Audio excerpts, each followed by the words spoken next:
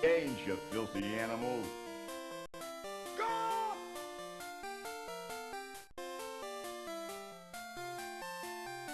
The Nintendo Entertainment System. Your parents help you hook it up.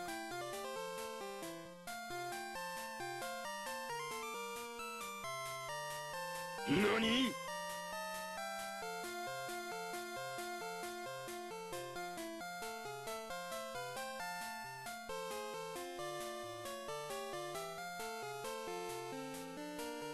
We will not go quietly into the night.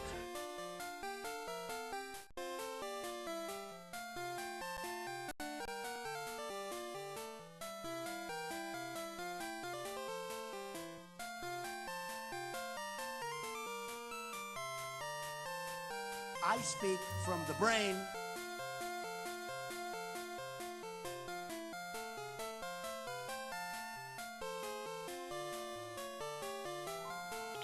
He was special.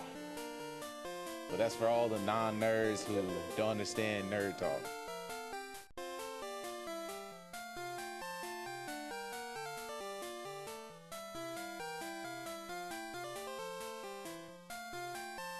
First leg, leader of the hidden village of the dead.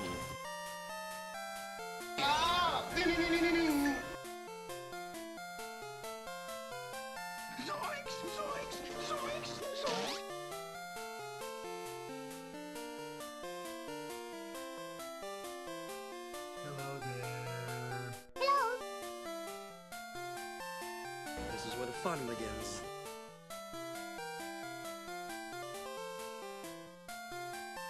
Hey, guy, you're the first serious gamer I've seen all morning.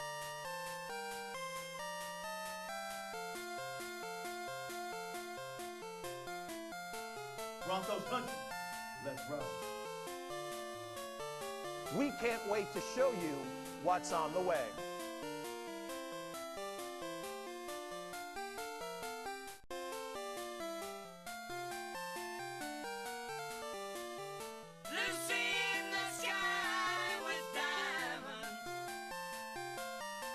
Come on. Come on.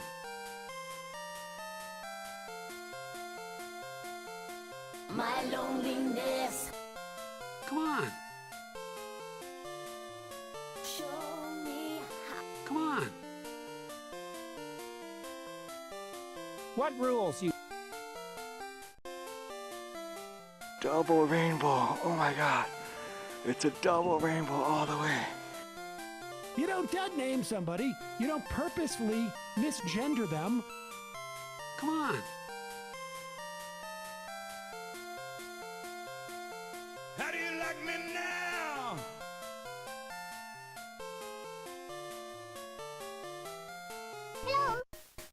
Gamers, welcome. Happy Sunday. It's your old pal Ben. America's #1 online video game personality, Ben the Parvinator. Parvin. My powers have doubled since the last time we met. How we doing, folks? How's your Sunday? I'm a little off camera, a little off center here. Let me.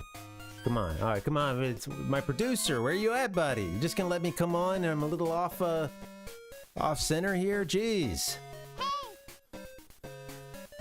It's a one-man show at this point, guys, but someday I'm going to have a legion of faithful employees loyal to the Parvination vision. And we're going to have a very high production show. We just, things got to grow a little organically first. Take some time to get this stuff rolling. Happy Sunday, Ichigo. Welcome, Fireball. Saw you over on YouTube. Welcome. Good to see you. Hello. We're on YouTube and Twitch. What's up, folks? Happy Sunday. How you doing, Ichigo? What's up, buddy? All right, man. We got a good stream lined up for you guys today. We're gonna, of course, be dropping into some Pokemon. We're continuing to explore Kanto, the sort of like bonus region in Gen 2. It's where you cut your teeth over in Gen 1.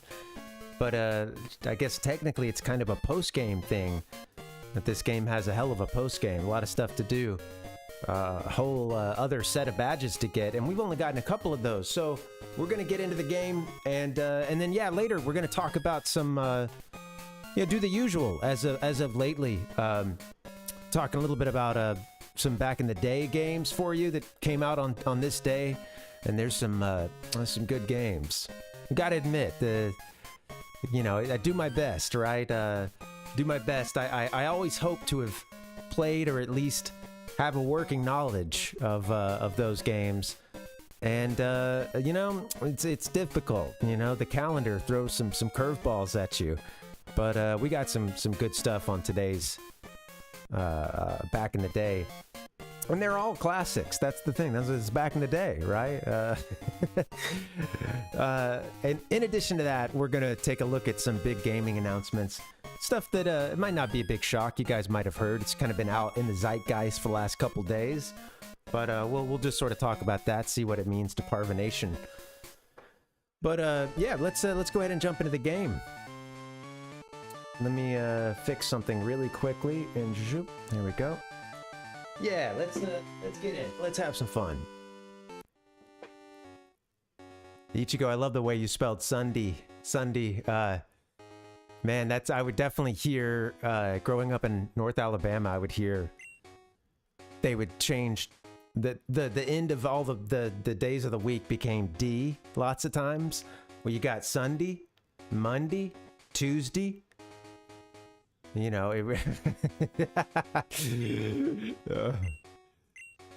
absolutely is a thing. I was just cracking up with my partner about it recently. 3:45 p.m. Look at me, I was only a little bit late. There we go, Monday at 3:45 p.m. Okay, we were in the middle of this kind of gauntlet of trying to fight a bunch of different trainers, and I started to get a little bit tired when we last played this on Wednesday. I think we were just heading into the two. We're about to get I think double teamed against these folks. Might have to do a fight back to back here. Thanks, Ichigo. Yeah, man, it's yeah, thank you for that. I think yeah, that's some great feedback, because I spend some time on that sometimes, and it can be easy to just roll with the generic one, but I don't know. It's I think it's kind of worth a little time and effort to figure something out, I mean, yeah, I know, dude. Trust me, me too, man. And sometimes I've rewritten a status over and over again. It's one of those things that it's not the most important thing in the world, sure, but it is one other factor that could bring people around to a stream. So I want to be descriptive about what we're going through, and I want to have some fun with it, because it needs a little pull. You need, you are trying to you're trying to get people to click and come and view. So, it's like, I don't know, maybe sometimes it is worth that sort of extra thought, I know that feeling, man, of sitting there and like not knowing what to write, and I don't think it's essential, but I think it is a tool in a streamer's arsenal should they choose to use it, Shit, I went to school to be an English teacher, I might as well use those chops. That ended up being a waste. I got 3 years as a teacher and then went running,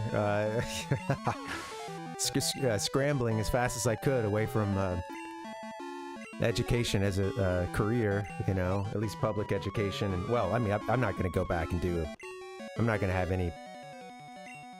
For a time, I thought, oh, maybe I could do like the, go to grad school, teach in college or something like that. But even that doesn't really appeal to me at this point. Who are we fighting? Oh, that's right, Pidgeotto.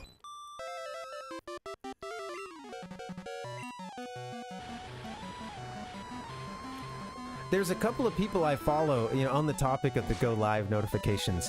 There are a couple of people that I follow who have some of the, like, most sad sack, like, I'm not trying to be mean, but, like, if you look at the notification, it's like, it's so, you know, I don't know. It's like they're kind of like being mean to themselves in the notification almost, or basically kind of putting on blast that like they don't think the stream's going to be interesting, or that it, you know, there's one in particular. I wish I could rattle off the verbiage, but I don't want to say it because they always use the same one. And I almost want to like reach out and be like, hey, you know, like I get, you know, we all do self-deprecating humor, but like, hey man, you know, like you got this. You're you know, it's not like a, you know, I don't know. Just again, I'm struggling here because I don't want to use the verbiage, but it's kind of, I'm trying to tie myself in knots to talk about it in general, but I can't really do it. All that is to just say, there are a couple streamers who always have these really self-deprecating go live notifications that, even though you know it's just, you know, a little humor, and we like it could be good to poke fun at yourself, but at a certain point it's like, you know, but you're not giving anyone any reason to click, and that might, you know, maybe you don't care, and that is one thing, but like, you know, I don't know, people who stream do it for different reasons, so it's not like, you know, everybody's just out there trying to like maximize viewership. That thankfully that's not what happens, you know. Well, yeah. Yeah. Oh, that's a good point. I didn't have my window pulled up. I just saw your reply, Fireball. Sorry. I hope it hasn't been there for too long. But yeah, that's a good point. Fireball said if it's the same message every time, I would say do reach out. Maybe they just haven't changed in a while. Yeah, I just thought of, like, I've only been in their streams a few times, you know, and yeah. And there's a couple that I'm thinking of, but yeah, almost just kind of like a, hey, you know, don't say that about your stream. I enjoy your stream, you know, like, don't, you know, you know, like, yeah, it's a, you know, I mean, I get it. Again, like, I think, I also think people can get really addicted to self-deprecating humor, and although it's good to laugh at ourselves, I think it can be problematic if you stay in that beating yourself up mode too often. That's when it crosses over into, okay, but you're not really joking though. Like there's a little bit of, and even if you aren't joking, because like I deal with a lot of depression and you know, it's been better the last, you know, several months or so, but like I get it. I go to a really deep, dark place sometimes, and sometimes when you tell people a self-deprecating joke, you kind of, you believe it, you know, and that kernel of truth in there can make the joke funnier. But yeah, but there is also a time when you're kind of like, oh hey, now come on, you know, you know, you know, it's come on, don't put yourself down like that. Yeah. Fireball said if they're a sad sack streamer, which was my verbiage earlier. One little comment like that could turn their day or week around. Yeah, that's true. Maybe I should just give a nice little, just a quick, like, hey, I like your streams, you know. Sorry, I think my frame rate might have been a little crappy. I forgot I had the like Twitch stream up in another window. Hopefully it's better. Welcome, Captain Nemo. What's up, buddy? Hello. Talking Chris Farley. Yeah, right. Yeah, he was going through a lot of pain. Yeah, he had a lot of pain, and I mean many comedians do.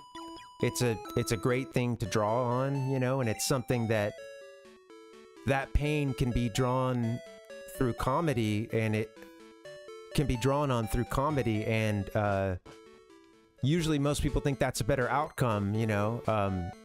But yes, it can definitely be a sign that something is deeply wrong, and yeah. I mean,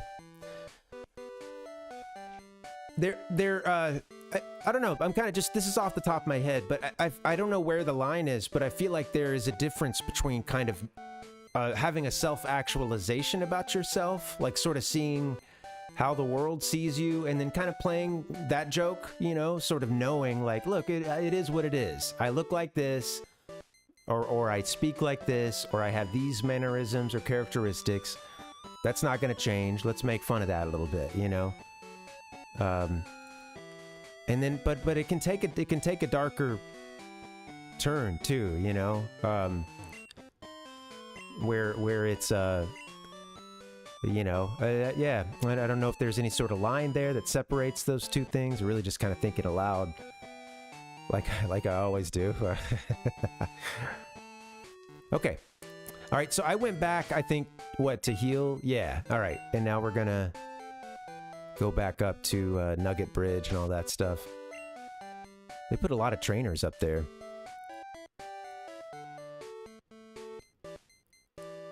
PETA's probably pretty good to keep leveling up for now. I don't know if I need Bully in our party. Where's our Dragonair, too? I haven't seen them in a long time. Let's get them out. I don't know if we need Bully. Let's see.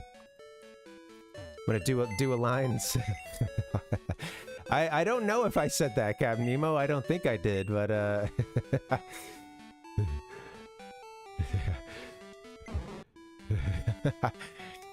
yeah, considering I've never done that before, I think this would be a great time right here on stream to just the first time on cocaine. Here we go. Let's try it out. See how it goes. I am an open book. I don't think the world needs me with a coke habit. You know, I don't think that's I don't think that's gonna happen, and I don't think the world. I don't think that's my place in the world. I don't think that would improve anything. Shit, maybe I could just be one of those streamers who yells a bunch and like that's like my go-to thing is I just scream a lot always, and I have a lot of children who watch my stream. You know, they're just really really into it. This is coming from something I read the other day where someone was asking, like, is on the Twitch subreddit if there's a way for a streamer to still be funny, or rather, still be entertaining if they're not screaming all the time, you know. And of course, most of the people in the comments were kind of like, dude, that's not what makes something funny, is just having someone scream a lot, you know, like.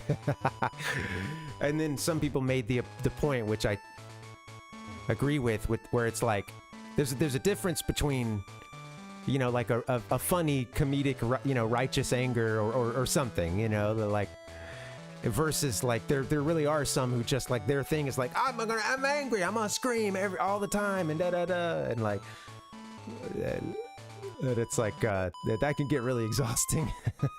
And yeah, that thing probably does appeal more to children. Like just you know, like just the energetic side of it, yelling, being so random, you know, it's a vibe. It's a vibe. Cab Nemo said, "Oh, come on, just one." Yeah, right. Yeah, never, not even once. Exactly, Ichigo. I already got a rage mode. I don't need to go any further. We don't need Coke binge rage mode. The Dare videos they used to make you watch. Yeah, exactly.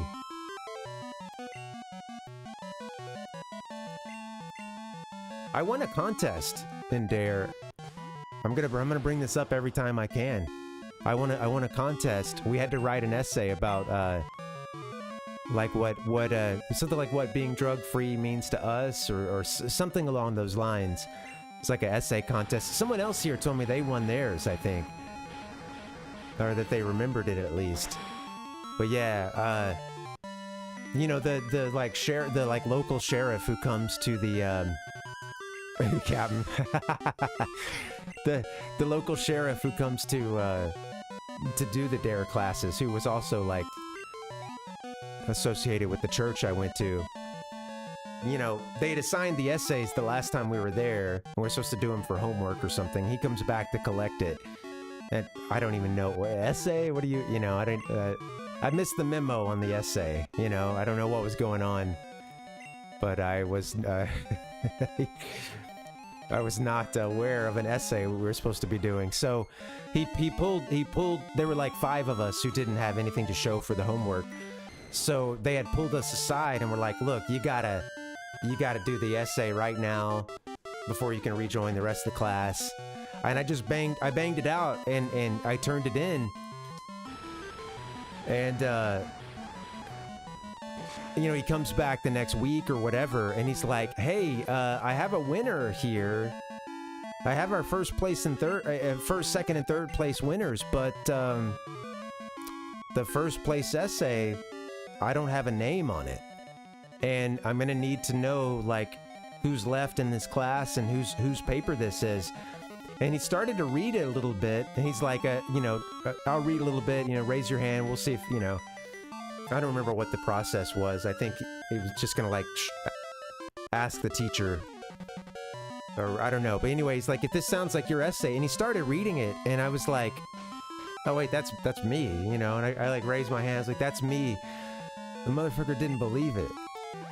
He tried to give me some guff, and tried to say, like, he basically wrote it off because I had been, you know, like, you know, just, I don't know, doing my usual talkative, energetic self, and had already been reprimanded or, you know, told to sit down or something, you know. So he was already kind of like a little pissed at me, I think. And now he thinks I'm just like trying to take credit for someone's writing assignment. And I was like, no, it's mine. I like brought up, I don't remember, I can't remember what happened. If he showed it to the teacher and they said, yeah, that's his writing, or if I brought something up to confirm it, but, or maybe I had to tell him, like, with something else in it. I don't remember, but there was some kind of proof that had to happen in the moment with, like, the whole rest of the class watching. And yeah, I won an essay contest.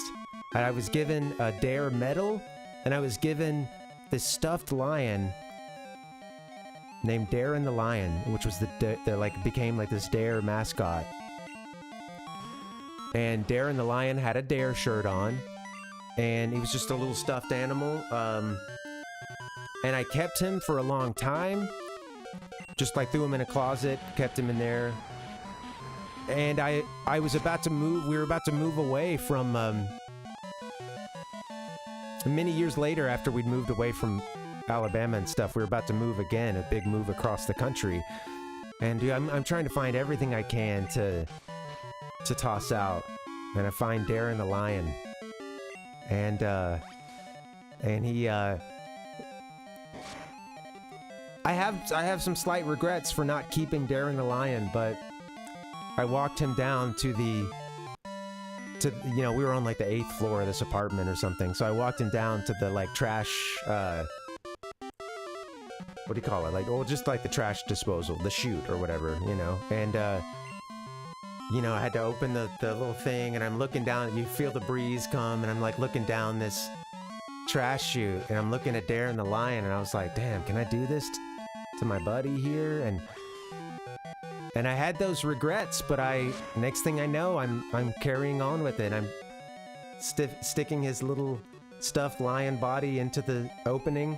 He would not just freely shoot down, and I had to actually give him a little, I think 2 pushes, and then thoop. And watching it go down backwards, like the eyes, you know, the eyes being the last thing I see, you know. It was I can't describe. I was hit with a wave of sadness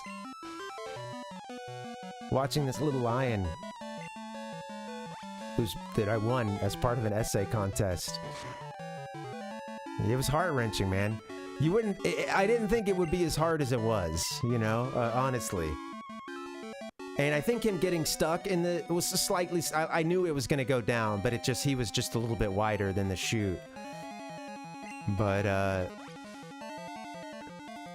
I think I didn't need that. I didn't need that extra moment of like, oh shit, it's stuck. Do I push it or not, you know? Maybe I should have just walked away at that moment. And maybe, who knows, maybe I should have fished him out of there, or maybe I should have just walked away. Maybe the next person would want this thing, I don't know. But R.I.P. to Darren the Lion. Hello. I haven't been using sound effects, damn. Mamma mia! It is heart-wrenching. I'm sending him down that trash chute. Bye-bye.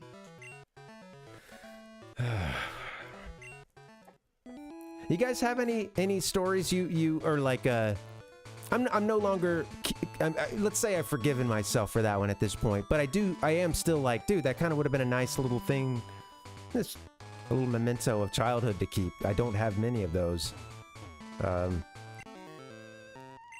But it's nothing more than that at this point, you know, like and it's been gone for so long, but I'm kind of curious if there's anything like that for you guys that you're kind of surprised that you had the reaction to it when you wanted to throw it away, and you're still a little confused about it, or you just maybe it was harder to get rid of something than you thought it would be, and you didn't know why, or whatever.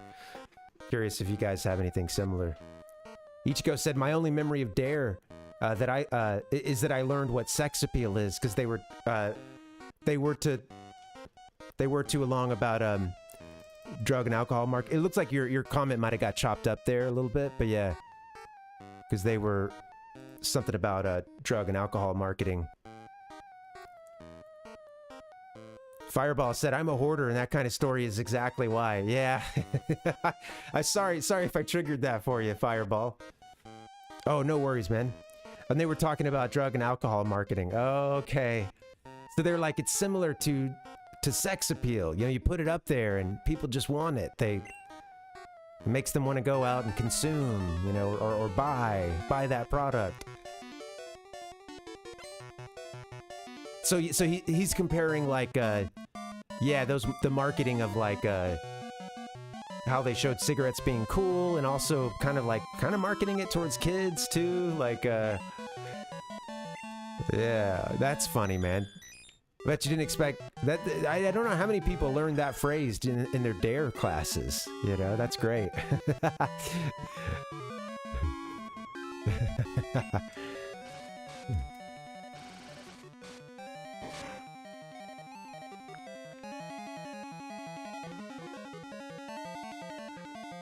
Yeah, like I said, it's not a, you know, I was surprised I felt the way that I did, you know,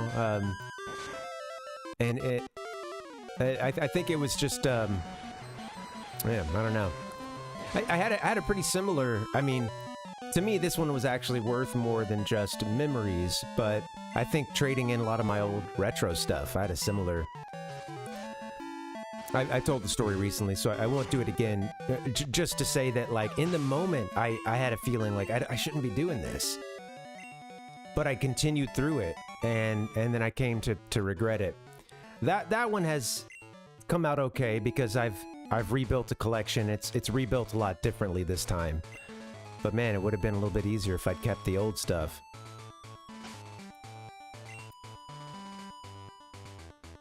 Yeah. Let's get Not an Eel in again for a second. Thank you guys for hanging out. Happy Sunday. This is cool. This guy must be half blind, dude. Oh, you don't want to fight me. You took on one more battle than you expected, but you won anyway. As promised, you win a prize. Oh, so these are kind of the Nugget folks. They've moved from the bridge to here. After seeing how you battle, I want to see how I'll fare. How about it? Let me take you on. Over on YouTube, and sorry, I don't know why the comments aren't showing up, but Fireball said, I recently found out my childhood Super NES isn't where my father thought it would be. Oh, they corrected it to Sega Genesis. They had their SNES and play it every week. That's tough. So if it's not where Dad thought it would be, it's like a... Where is it? Is it... Does it still exist? Was it... You know, lots of times when people move or something comes up, you know, you can have these... basically a fire sale or take it all down to Goodwill and don't... I mean, we did that one time when we moved. Goodwill had like a... You could drive up and drop stuff off at this little bay. And... Dude, I got rid of so much stuff. Because at a certain point, I was just like, man, most of the time when I go to move, I have a really hard time doing it all in advance enough to like try to sell stuff and to deal with the bullshit that comes with trying to sell anything. And so I mean I try to keep what I can, just bring it to the next place, but like yeah, at a certain point, man, it's like some of this stuff I could try to sell, but it wouldn't even be worth like the time and effort of spending the last couple weeks in a location dealing with people on like Facebook Marketplace or something, you know, you know, I don't know, at a certain, depending on, obviously, like, obviously, you know, your financial situation could be so that you don't have that luxury of like, okay, I'm just gonna donate some stuff. You may have to try to sell it. But like, yeah, these last couple moves at a certain point, I've just kind of been like, man, I know I could get some stuff for this, but like, I don't think I could get very much to start with, and I don't have it in me to deal with, you know, with everything that it would need to be done to try to actually sell this stuff. So we'll try to find somewhere to donate it, or, you know. It is, man, and if you have to deal with people, it is really exhausting. If you have to deal with people on somewhere like Facebook Marketplace, man, I know, I posted, even free furniture, like furniture I was trying to get rid of. I would have people like, hey, I'm getting a truck, I'm gonna come over after work, you know, you're gonna hear from me, please, you know, like I really want this. And then it's this, you know, radio silence. And that happens like over and over and over again. And this is, I'm giving stuff for free at that point, you know, like, hey, come and pick it up. I will help you get it out of the apartment. You got to take it though, you know, like, and I'm going through, it's hard enough just to even get people to reply or you know, we had several messages of people like, I'm coming over right now, you know, and it's like, nothing happens.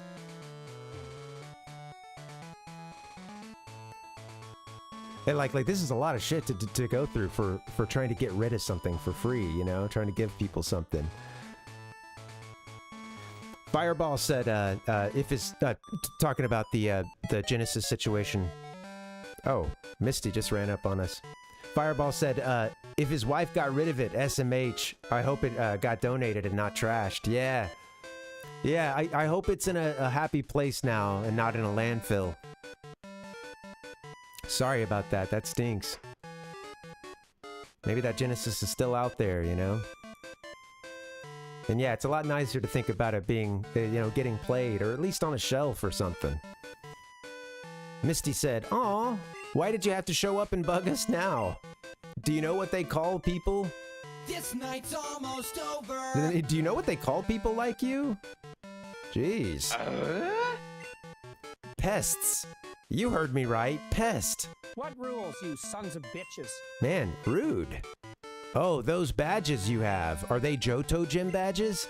If you have 8, you must be good. Okay then, come to Cerulean Gym. I'll be happy to take you on. I'm Misty, the gym leader in Cerulean. Oh! Did they make her a little extra salty just to kind of maybe match her anime counterpart? I don't know. I'm trying to remember how much, like, I mean, you know, she was kind of mean, you know? I think she was more about, like, cute stuff in Gen 1. So it makes me wonder if they're kind of trying to... I've got Bill's house here. If they're kind of getting her character a little closer to the anime one. You know Bill? He's my grandson. He's in Johto. He does something with PCs. He does something with PCs. Yeah, hey Granddad, I'm doing stuff with computers, Granddad. Over in Johto. Totally not running an adult entertainment website. My grandson Bill told me about a Pokemon that has a long tongue. God. Don't! The jokes write themselves, you know? Jeez. If you have that Pokemon, may I see it, please? You want to see a Lickitung? You're not like gonna go like into a back room or anything, are you? I don't think we even have a Lickitung.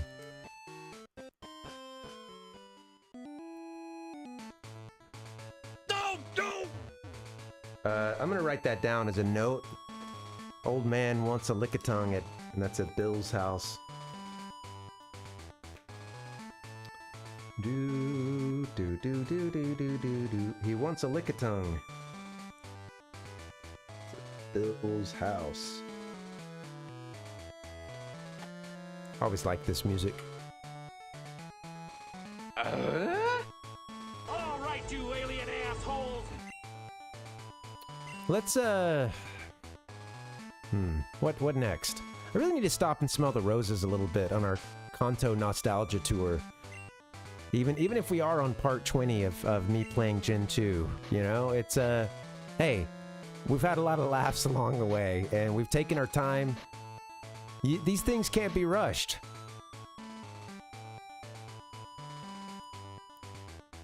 Unless you're a speedrunner, and then they absolutely can be rushed.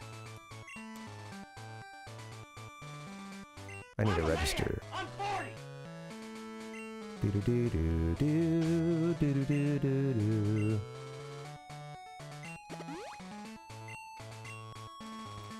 Do do do do do. I don't know. I love the variety streaming, man. I have a lot of respect for people who are, you know, stellar at a particular game or a few. You know, a lot of speedrunners aren't just for one game either. They might have a few. Especially I think if it's retro stuff. You know, but yeah, they can't be rushed, but if you're a speedrunner, they could be skipped. Yeah, touche, Fireball. I like that. Yeah. But yeah, it's man, I don't know. I think I just I'm always just ready to move on to the next thing and ready to talk about the next game, have some fun with it, and I don't know. Different styles, you know, different strokes for different folks.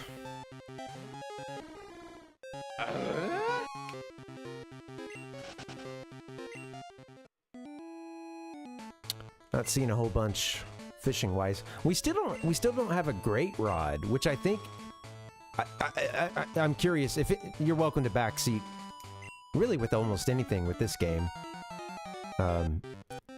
But some games I care a lot more than a game, you know, that is pretty. I'm doing a pretty casual run of this. I haven't played this game in a long time, so backseating's always welcome. But yeah, I'm curious though because I don't have the like top tier rod, which I think it's like the other games. I think it is old rod, good rod, great rod. And I haven't found the great rod yet, and I don't know if I, you know, should have at this point. Speaking of things that can be skipped, I don't know if that's something I've skipped or what, but it might still be in Kanto too. I don't know.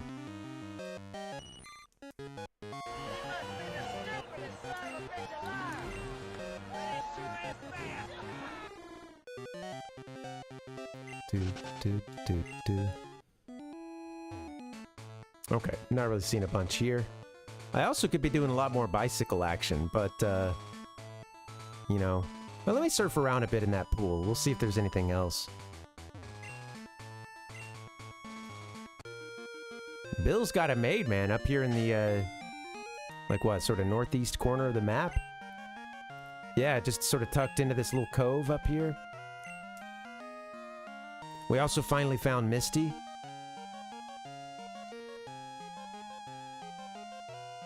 Oh yeah, no worries, Fireball. Yeah. Thank you. That's a great start to it. Yeah. Fireball said the Great Rod was very late game, if I recall.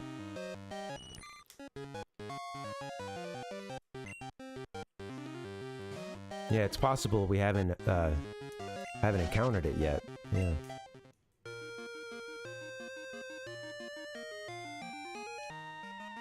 I honestly wish my computer, I mean, I'm gonna upgrade at some point.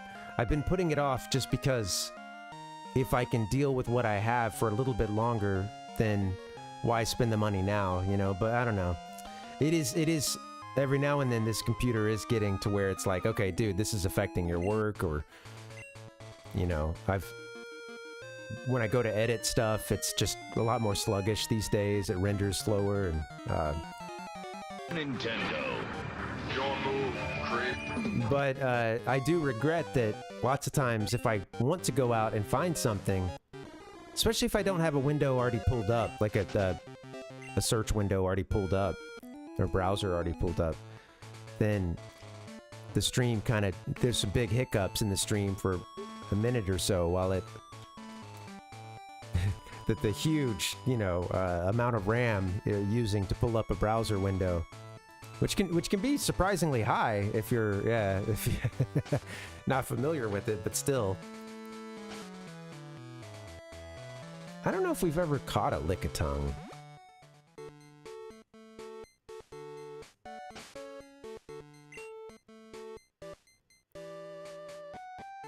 Yeah, they can be, and I think Ichigo said browsers really can be resource hogs. They can be, and I think you know, Chrome is pretty guilty of that too.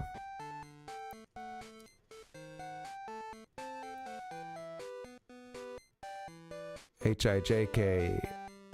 Well, no L's. J-J-K. Oh, no, we've seen Lickitung, but we don't have it. I can show you a Pokédex page of it. Would that be enough, buddy?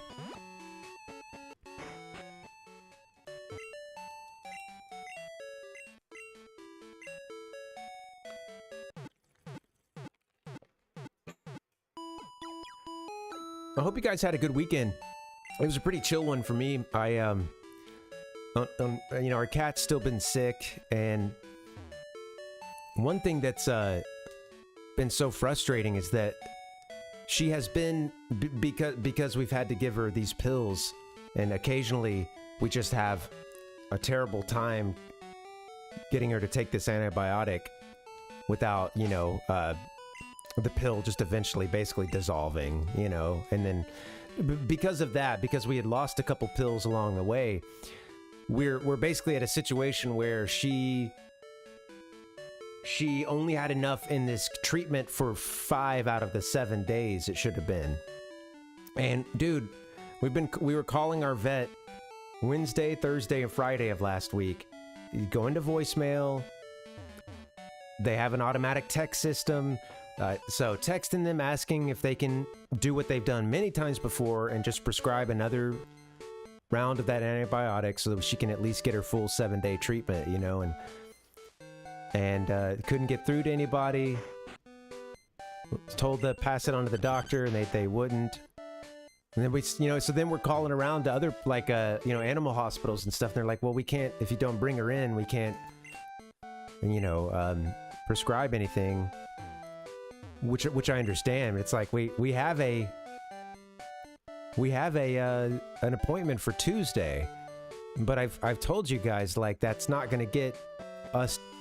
The meds she has now are not going to get us to the full week, you know. And this is a cat that is immune compromised, you know. It's just like, come on, man. So it's frustrating. She won't. She won't be able to finish her course. We weren't able to get it. We called her around and stuff, and she's got an appointment on Tuesday, so I'm just hoping it doesn't recur at that point, and, you know.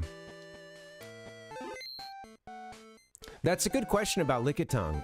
Yeah, I don't know. And it may be even more complicated because Fireball asked if we can even catch a Lickitung and mentioned it. Possibility that it could be a trade only or special prize. Yeah, absolutely, and maybe made even more like complicated since we're playing a patched version of this game that lets you get all 251. You don't catch them all. Some of them, like you said, are through trades or special prizes, stuff like that. But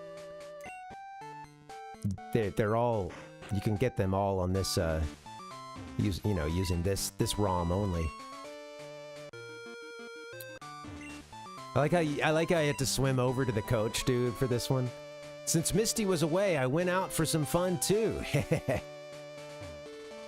So you just normally hang out in here or what? Yo, champ in making. Okay, thank you. Nothing to say here either? He's like, dude, you know what to do for a water type.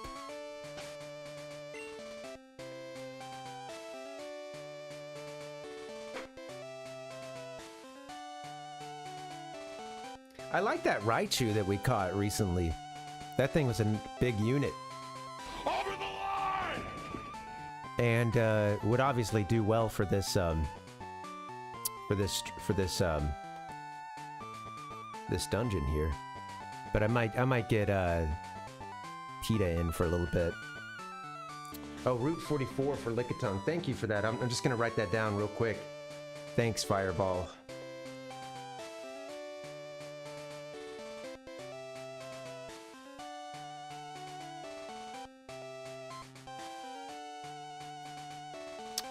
Day and morning only. Okay.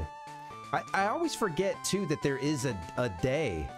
You know, I guess in my head I always have it as, or rather, a morning time. You know, in my head I'm thinking of just day versus night, only two catching times. But I forget that it does break down into day, or rather morning, day, night. What's up, 1-800? What's up? How you doing? Welcome. Long time no see. How you doing? Where's my hellos and stuff? Come on. Come on, don't be so rude, soundboard. Jeez. Give me a hello. Hello. There we go. Hello! How you doing, 1-800?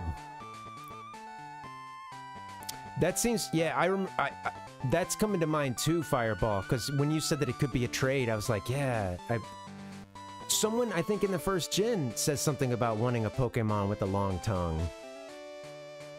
Pretty sure. Yeah.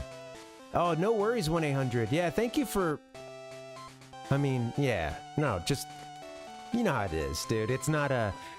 If I say long time no see, I hope it comes across as more of like, hey, I'm glad to see you, what's up? Versus... Yeah, it's been a while, huh? Yeah, how you doing? You know? it's more of a... Yeah. Yeah, okay, great. Comes off as mean. Okay, cool, perfect. Absolutely the intention, you know? Yeah, no, I'm glad you're here. Thanks for hanging out.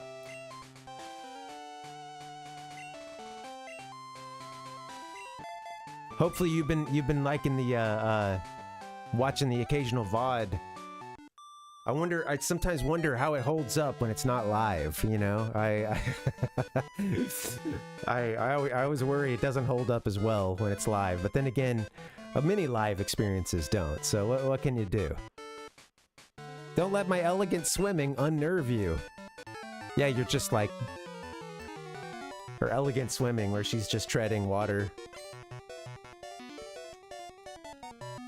Swimmer Brianna, a very natural pose to make as you're about to battle someone here. Swimmer Brianna wants to battle, and they sent out a Sea King. Oh, that's funny, 1-800. Yeah, that can I've had that happen before where I'm watching a playback of a stream, and it's I'll find myself wanting to interact or something, you know, and like, yeah, right.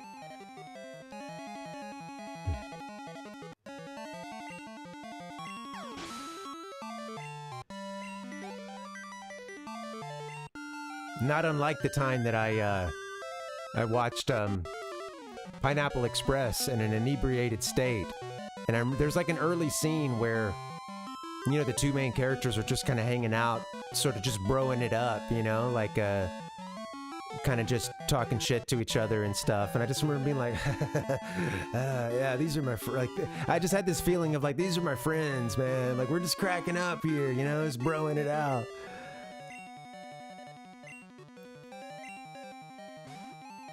I just remember cracking up because I realized I was like smiling, like, yeah, like, I was grinning like a, you know, like just a happy little idiot, you know?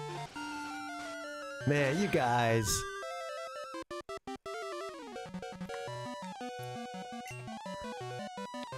Route 12. Oh, thanks, Fireball. I'll write that down.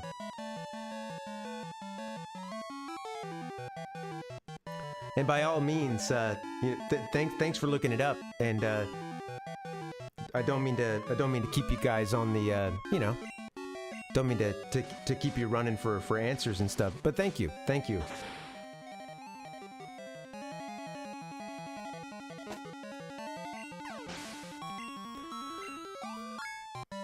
Peter grew to level 38. Dude. Well, how's everything going, 1-800? Hope you're doing well. Oh, you calmly disposed of me. Ben got 700 Pokebucks. Don't be too smug about beating me. Misty will destroy you. If you get complacent. Damn. I don't want to get destroyed. Austin 316 says I just whipped your ass. We'll go fight this guy next. Yeah, well, thank you for that. Yeah. Thanks for that, Fireball. Yeah, you know how it is. I don't ever want, because I think most people, get it, and most people are on the level, but I'm always worried if I ask a question, because I have had a visitor or two who I think feels like they have to go out and get the answer every time or something, or that I'm like, there's some level of like, they're disappointing me if they don't, and so I'm just trying, you know how it is. I'll say no more, but yeah, anyway, thank you for looking that up. That is to say, you guys don't ever, only do that when you want to, it's that kind of thing, and always appreciate it.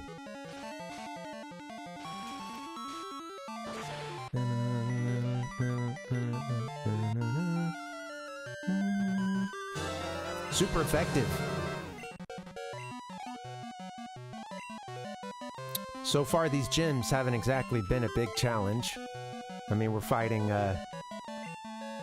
some, it's the horsey, it's... yeah, you've seen a little bit, Fireball, if you've been around since then. You've seen the ins and outs, the light and the dark.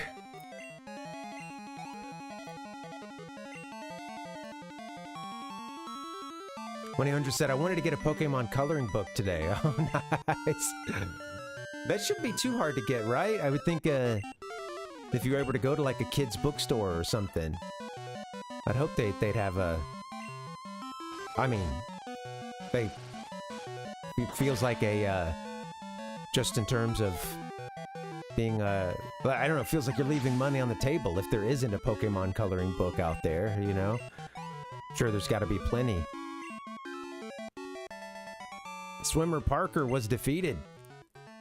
What I'm kind of curious, like, I know some of you guys have kids or are around kids often, but I guess, like, what are the biggest franchises for kids right now? Whether,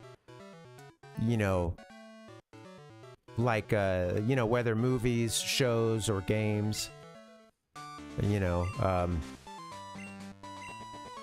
it's funny with my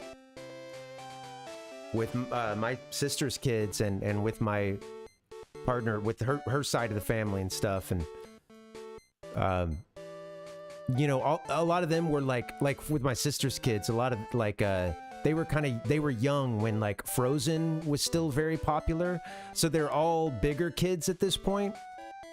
I think Frozen might have even kind of already had its run or something, and then my sister got into it and got the kids into it, and but that is to say, this stuff changes quickly, and yeah, that's interesting that it is still popular, at least to an extent. Yeah, with games, absolutely. Roblox, Fortnite, Fireball, yeah. And that's been an answer for a couple years now at this point. Minecraft, yeah. Even longer, right, Yeah, some of these franchises, they keep bringing in a new wave of kids, like Minecraft or something. Like, I mean, at this point, there's absolutely kids who maybe they would say I played Minecraft as a kid and they're already like out of high school or whatever, you know? I mean, Minecraft is quite old at this point, right? I mean, relatively. I'm always a little surprised when I see how old it is, because I think I didn't hear much about it for the first couple years, and then you just didn't stop hearing about it.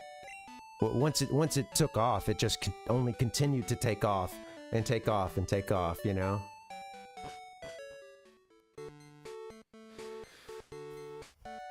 Ichigo said Bluey is huge. It's an Australian animated series. Yeah, I've heard about Bluey. Yeah, I heard about Bluey. I was talking about one that one of our family members was like, I don't want the kid to watch that because the protagonist kid in the show is just super whiny. And I'm trying to remember what it was. I can't remember the name of it, but yeah. I've heard of Blippi too. Yeah. I gotta go look what, like, I don't even know what. We got Bluey, we got Blippi. Stream might get choppy for just a second. I'm gonna look up, I gotta do some research. Look up Blippi. B-L-I-P-P-I.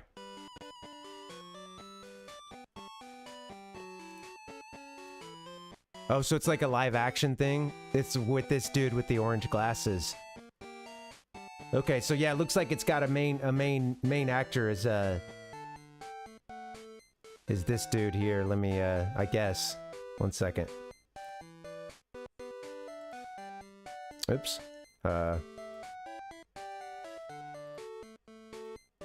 Oop, I clicked on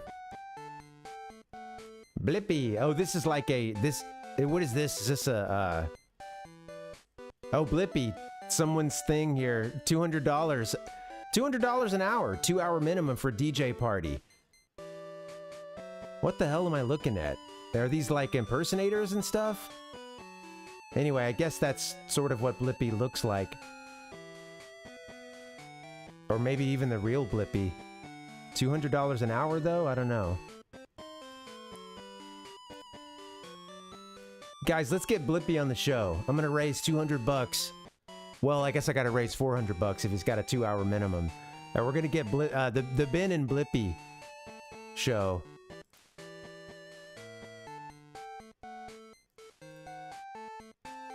This has got to be the easiest Halloween costume ever, too. Well, not the easiest. I mean, you do need some accessorizing. But yeah. It looks basically tailor-made for a pretty easy Halloween costume. You're looking at Blippi, Big. The show Blippi. I was asking what's popular with the kids, you know, game-wise, show-wise, and someone mentioned Blippi. Ichigo said Frozen's still popular. Yeah, it's got a little staying power to it, huh? My sister unironically loves the soundtrack to... I think my sister is more into Frozen than my niece is at this point, honestly. But my sister's always been a dork. I love you, but sorry, being away. Let's get on with it. How you doing, Big? What's up, buddy? Yoshi is here. Where's my Yoshi sound effects?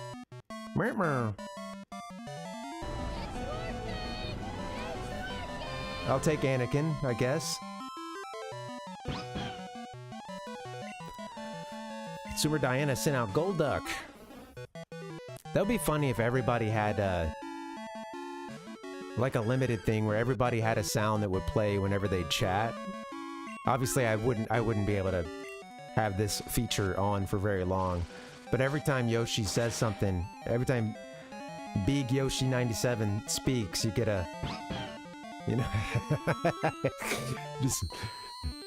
Maybe that's my signal to go look at the chat, is hearing people's signature sounds. 1-800 can be Sonic the Hedgehog. I got it! If you want to be. Maybe Ichigo once. You're a big, strong guy. Are you a football player or something? Or, I don't know. It's something a lot better than that, I bet. Well, excuse me, princess.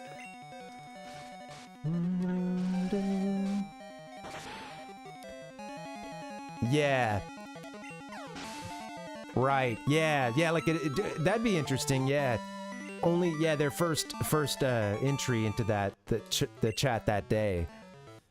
Yeah, like a hello. I'm liking this. Let me add this to the list of things I'll probably never. Yeah, your walk-on music. Beautiful. Great. When you phrase it like that, it helps. It absolutely helps me visualize this. You know. I'm gonna have to turn this fan off for a second. Just give me a second.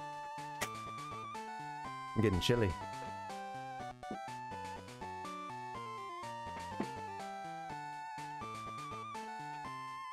Shouldn't be using a fan in December anyway.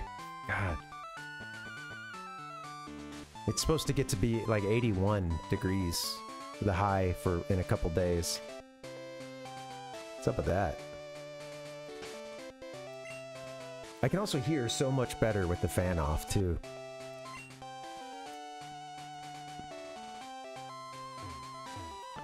Alright, we're about to fight Misty. Look at the sprite for Misty too. This is funny.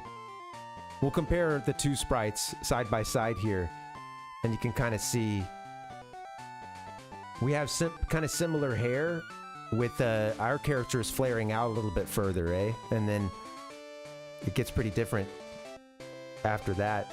It's just funny to see how they've designed her like little bikini too in sprite form, with like sort of a rectangle, and then it just narrows down at the bottom. So funny.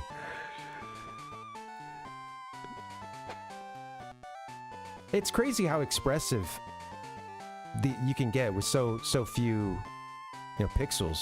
You've only got a small grid, but like you can tell like this person is wearing a bathing suit. Like I don't know. And if it looks easy, try it, because I imagine, from what I know, it's not nearly as easy as it might look.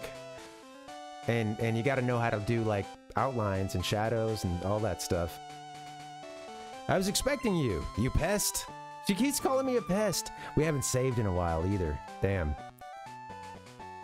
You pest. You may have a lot of Johto gym badges, but you'd better not take me too lightly. My water-type Pokemon are tough. Beeg said, remember when December would have enough snow to go outside and have a snowball fight or make snowmen? Now December is just muddy, it seems. Yeah, I suppose, yeah, a little bit of that being kind of regional, I do remember some snow. I grew up in Alabama where, you didn't get it that often, and in fact, people to this day still talk about the snowstorm of like 93 or something. Was one of the big ones. It hit a good portion of the country and hit it very hard. But yeah, in the South, they're just not prepared for that in many cities. So, they don't really have the infrastructure. They don't really have the infrastructure for it. But yeah, it's I mean, you'll kind of see that. You'll see some places that were maybe used to getting more snow over time. It's going to be more in the form of wet, still coldish storms,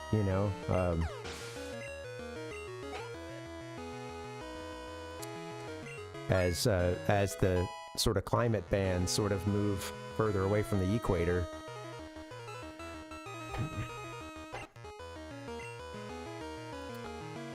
Lapras. I think we're gonna lean on PETA for this fight, probably. Go PETA.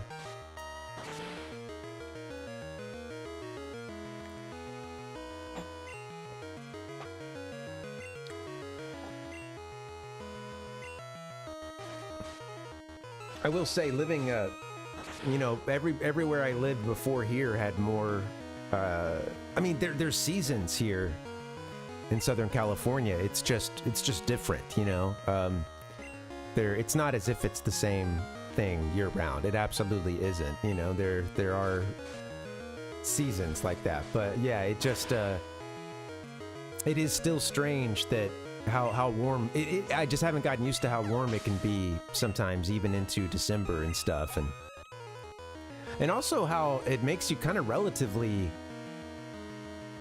you know, you start to acclimate to that, and you know, like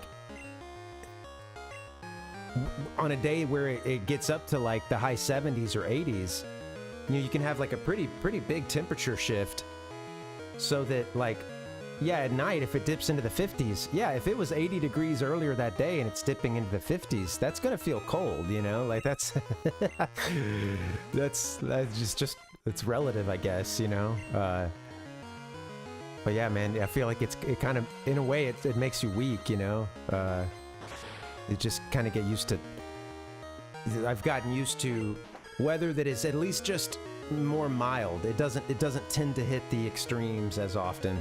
Although, if it hits the extreme, it does get pretty hot in the summer.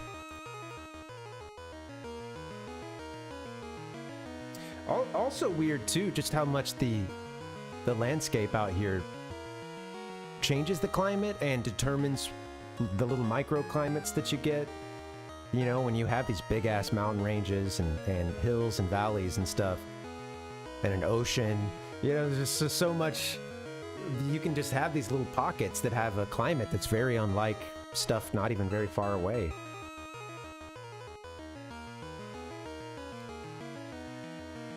All right, so Starmie is out right now, and Starmie's pretty fast.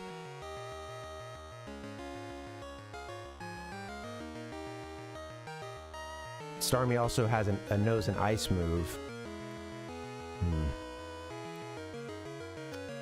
You know, I might try RTY out just to get in and see if we can do a little physical damage or something. You know, get a. Yeah. Of course, you're gonna confuse me. Level 47 is no joke. Might have to revive PETA if this continues. Oh, look at that. I think we're through this. I think we're gonna be good. I'm a man. I'm 40.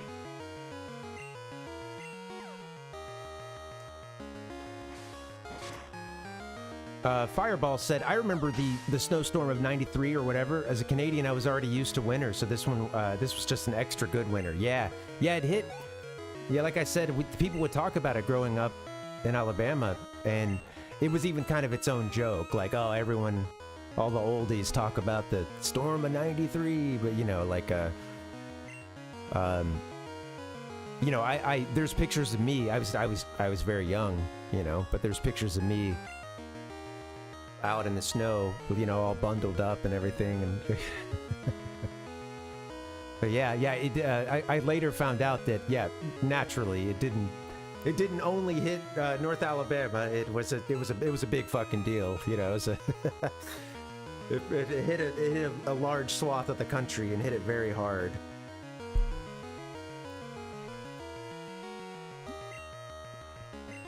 Quagsire, huh? Maybe I should have left RTY in, but honestly forgot that there would be one more. I tried hypnosis, they tried amnesia. Jeez. A lot of mind games going on. Dumbass, dumbass, dumbass, dumbass, dumbass.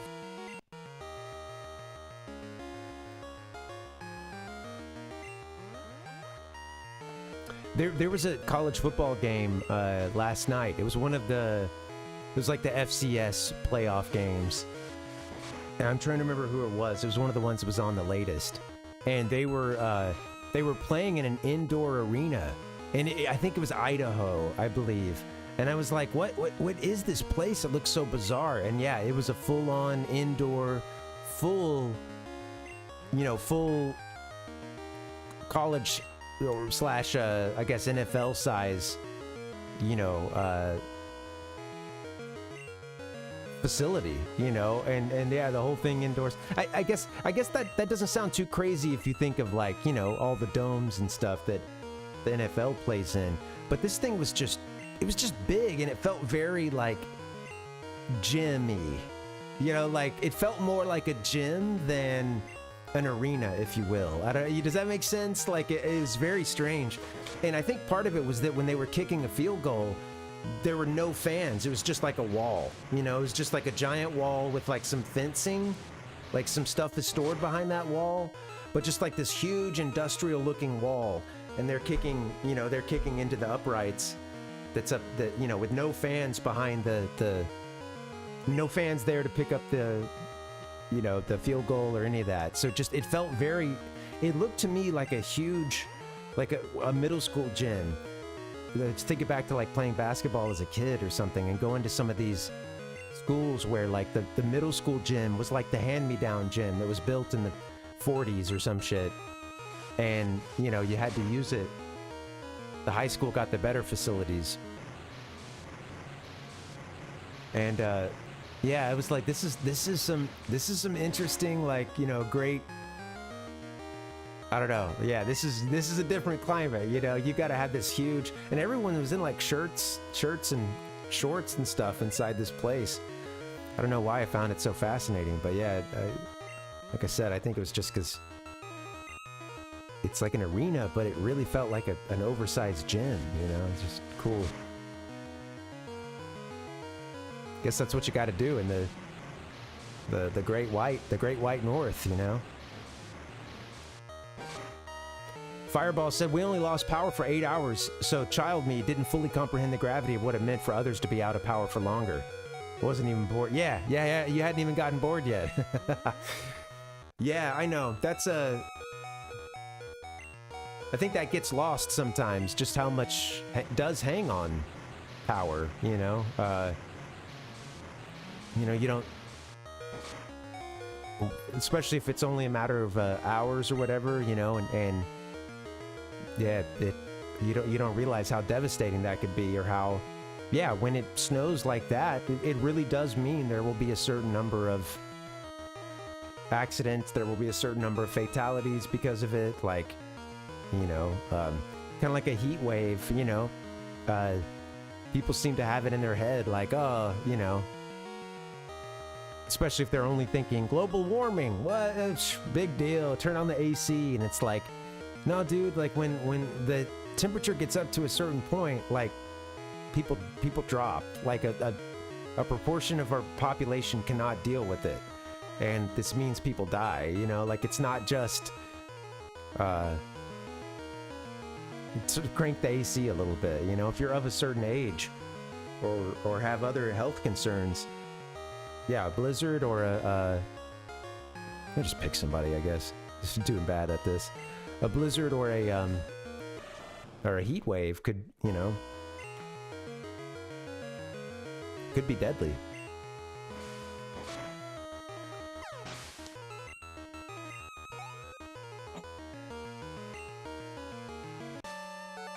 Leader Misty was defeated. So Misty, I like this drip she's got with the and that's not a water joke, calling it a drip. But I like this jacket she's got, and yeah, this redesign they did for Gen 2. So she's got the bikini on, but a jacket on top. I feel like that's like her trainer battle jacket. Like she just got out of the pool and is like, okay, here we go. We're gonna put this on and go kick some ass. But unfortunately, she lost. You're a loser. Mamma mia!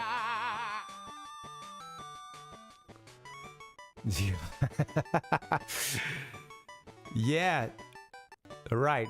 That's a great comfort, isn't it, Fireball? Fireball said, as a pseudo homeowner, I now get to sleep comfortably with the knowledge that our gas central heating system needs electricity to function and regulate. Yeah. Yeah, there's more and more infrastructure that will take gas. Gas is the fuel, but it needs, for ignition, it needs it still needs electricity. Some ovens and stoves are like that. Ours, we don't need, we can just grab a lighter and ignite it. But yeah, some stuff is being made so that it has to have electricity to operate at all, Are there many strong trainers in Johto? Like you, I mean. I'm gonna travel one day, so I can battle some skilled trainers. Here, you can have these too. They're dolls of my favorite water Pokemon. Display them at home and remember how fierce our battle was. Okay, we got some dolls. Give me a hell yeah! Are there many strong trainers? Okay, yes, thank you. All right, that's one more badge down.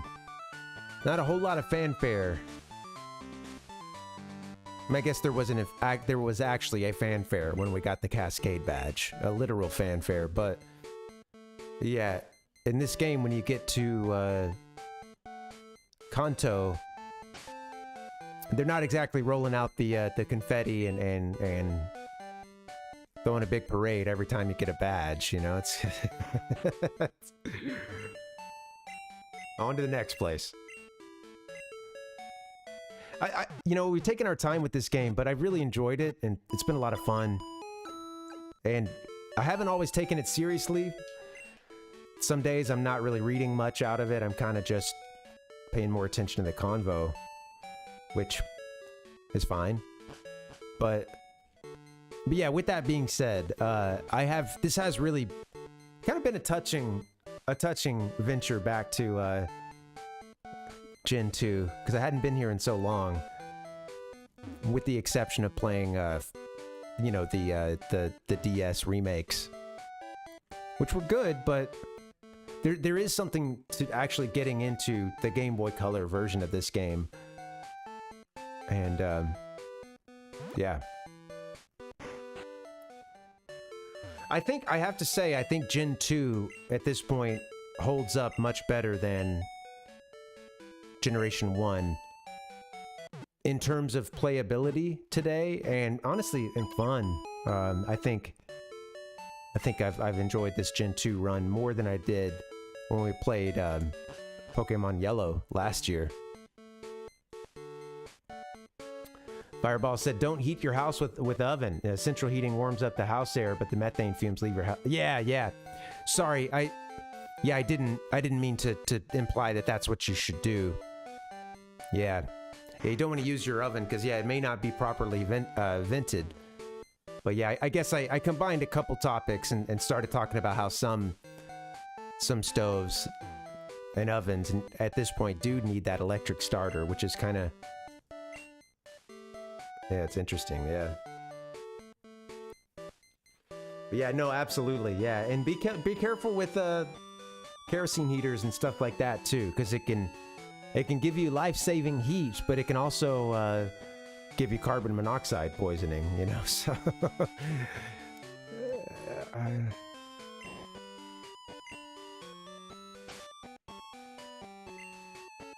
yeah, Gen 1 is rough around the edges. It's I think going in, I thought, well, I've always had a special place for Gen 1. But with that being said, when I wasn't playing these games, if for years, if someone asked me, like, what's your favorite Pokemon, I would probably say, like, the ones from Gen 2. And then I kind of forgot that over time, because I hadn't been back there, and then I just sort of got on the Gen 1 nostalgia thing, I think. Because I did play Red when it came out. I was into the anime when it was out. I didn't do the cards really, but I mean, I was part of that original zeitgeist, gamer movement, if you will. But yeah, I think this is reminding me why there was a time when I remembered that, oh, I really like, Gold, Silver, Crystal, Gen 2. I still think it's worth checking out Generation 1, but yeah, it's rough around the edges. It's very buggy. The bugs and glitches, I don't think it makes it unplayable like some people say, but then again, I'm also just used to playing games that are, I'm used to playing retro games that have rough edges, and aren't always that fun in a modern context, you know. You know, I wonder where we go next too. I'm gonna take just a breather, I think, and try to figure out where we need to go. Well, we started in Vermilion. Let's see what badges do we have. I think we have 3 at this point. Next page. Oh yeah, we've got 3. Fireball said someone managed to bootleg Gen 3 onto an NES ROM. Wow. Many quarters had to be cut. I bet it plays smoother than RBY. Yeah. Well, you know, that's funny. When I first started to read your comment, I was like, oh yeah, I know where they're going with this. Because I was thinking about, I keep getting fed. The algorithm tries to feed me a video of this guy who did like a Pokemon Yellow and was making NES cartridges out of it and stuff. So I thought you were going with Gen 1, and I was surprised to see.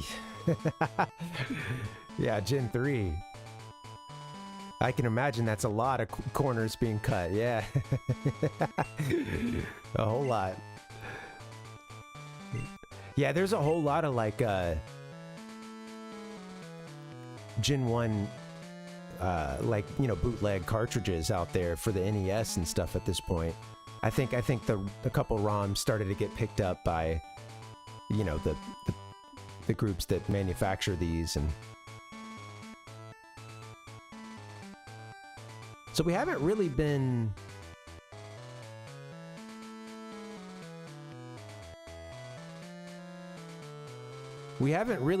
to the area south. I think this is kind of our next area to get into, south of Lavender and east of Vermilion. I mean, the map is kind of open to us right now, but I think maybe we should explore that.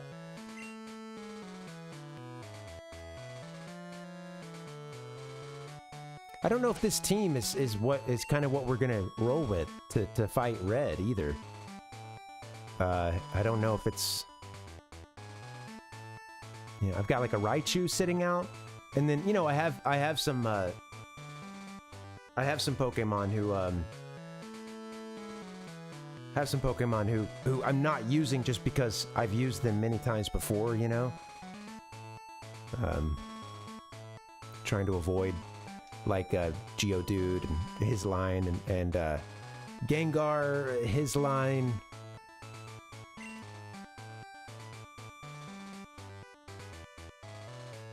Looks good for a Game Boy game, yeah.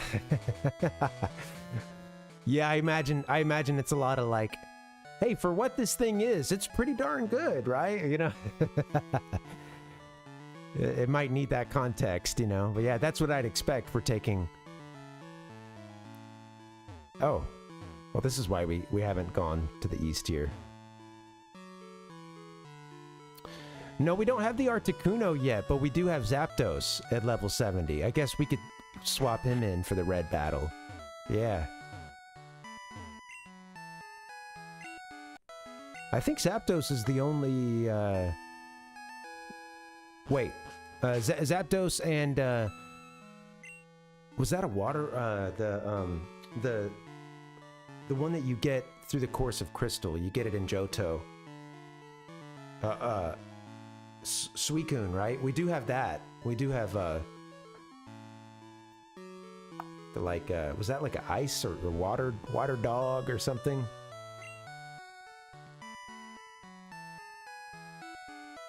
So we have one of the 3 legendaries. I don't know. I guess you could include Celebi too. So we can't talk. We don't have our Poke Flute. So I don't think we can wake up. Yeah, no, don't have Lugia yet. I forgot how you even try to get Lugia and Ho-Oh.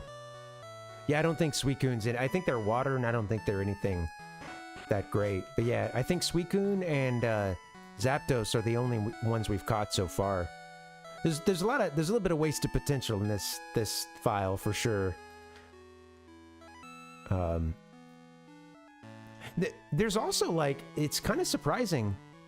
There is a lot of stuff to do in the post game, and like in this game in general, especially when you include Crystal. I think, you know, you've got all those legendaries to get. So we have 2 of those dog legendaries that we didn't get back in the previous, or I don't know if they're legendaries or what you call them, but you know, the 3 dogs or whatever from Johto. We've gotten 1 of those. We haven't done anything with Lugia or Ho-Oh. And then here we haven't Zapdos is the only thing we've got. So we haven't seen Mewtwo, we haven't seen the other 2 birds.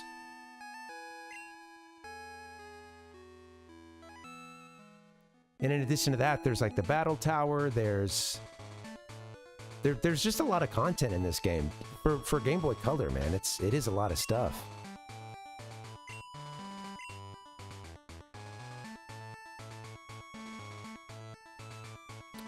So if that's the case, can we go south from Lavender? Let's see.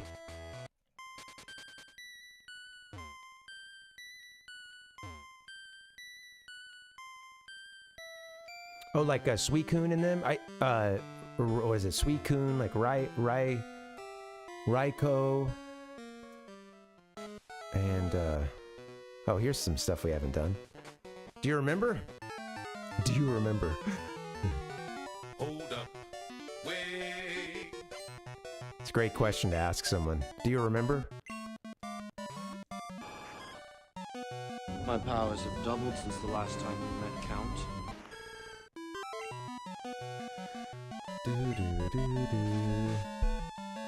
Thanks again for hanging out, guys, and happy Sunday. Good to see you. I'm gonna keep playing for a little bit and then squeeze a break in, and then we'll take a little at the halftime mark. We'll take a little second and do, talk some gamer lifestyle. We'll do a little bit of gamer news, some big announcements for games that are upcoming. You guys, it's, probably not gonna be news to any of you big gamers, but we'll cover a couple big announcements that have happened in the last few days, and then talk about some games that came out on today. Today's the anniversary of their release, and there's a lot of really good ones too, so yeah, should be fun. We'll get to that, have some fun with it. I'm gonna play a little bit longer and then take a break, and then we'll do that.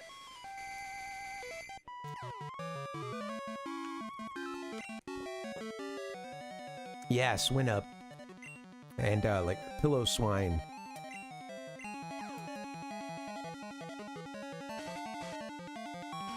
Yeah, what are they supposed to be? Like the kind of, it's like the sort of pig that, like, roots up the like, what do you call them? Those types of, like, fungi or mushroom or whatever. Is that what it's supposed to be? Why can't I think of the term? The little, streamer brain. Ichigo said, Ben, do you drink your coffee black? Most of the time I don't. I do like it with a little bit of, some kind of, truffles. Thank you, that's what I was going for, yeah. Not truffles in the coffee, but yeah, truffles, yeah. I wonder if that's sort of what they're supposed to be, like the pigs that search for that stuff and are used sometimes to cultivate truffles or to harvest them. Yeah, I usually use a little bit of plant milk, Ichigo, so I'm usually hitting it with lately some oat milk, or we usually get oat milk if we can help it. We get like that store brand oat milk that says it has less sugar. And, because a little bit goes a long way. I don't need it too sweet, But yeah, I put some of that in it. If it's really good coffee, I'll drink it black and just try to get a feel for it, And yeah, we got like 2 tiers of coffee here, Like, I've got the industrial strength. Well, I don't know if I'll say industrial strength, but, the wholesale kind of, you know, the cheap shit, the the house brand coffee that's comes in the giant tin, and you know, it just does the job. It's not that flavorful, but it does the job, and it's relatively cheap. And that's my daily drinker. But usually on the weekend we'll grind up some beans and do like a nicer, you know, buy some beans that are, you know, something a little bit tastier. But even then, I'm not going anything like too fancy. It's like buying the springing for the like the mid-shelf stuff at like Trader Joe's, you know. It's got a fancy name and a nice packaging on it, you know. But it actually is quite a bit better than just that like daily coffee that we get, you know. Says it has less sugar. Yeah. That was Fireball said, I love how you don't call it low sugar. He said it says it has less sugar. Yeah, that's if I sounded skeptical, it's just because I did compare the sugar at one point, and I remember thinking like, well, yeah, it's got less sugar than the other house brand, but like when I compare it to this other one that doesn't say anything about having less sugar or low sugar, it still has more sugar, you know. So it's like when I looked at the numbers, I saw that it was slightly misleading to say it has less sugar, because yeah, they have an option that their standard one does have more sugar, but the low sugar one still had more sugar than a lot of other brands, just regular oat milk. Yeah, it's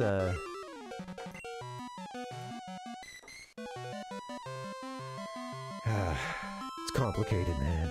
Yeah, what about you, Ichiko? What do you do?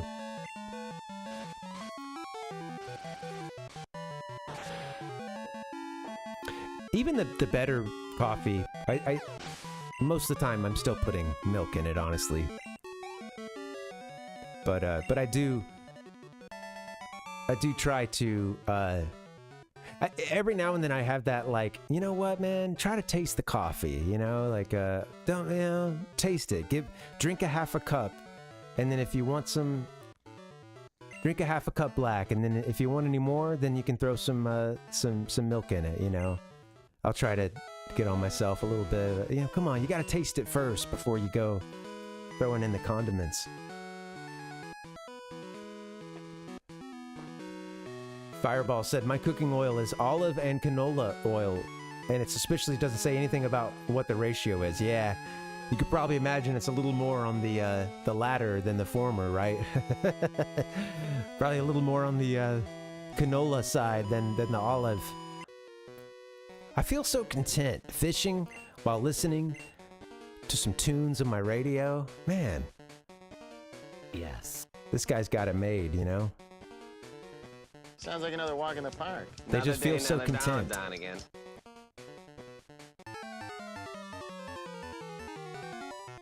If we were a few inches taller, we'd be in real trouble. Fisher Steven wants to battle. Fisher Steven sent out Magikarp.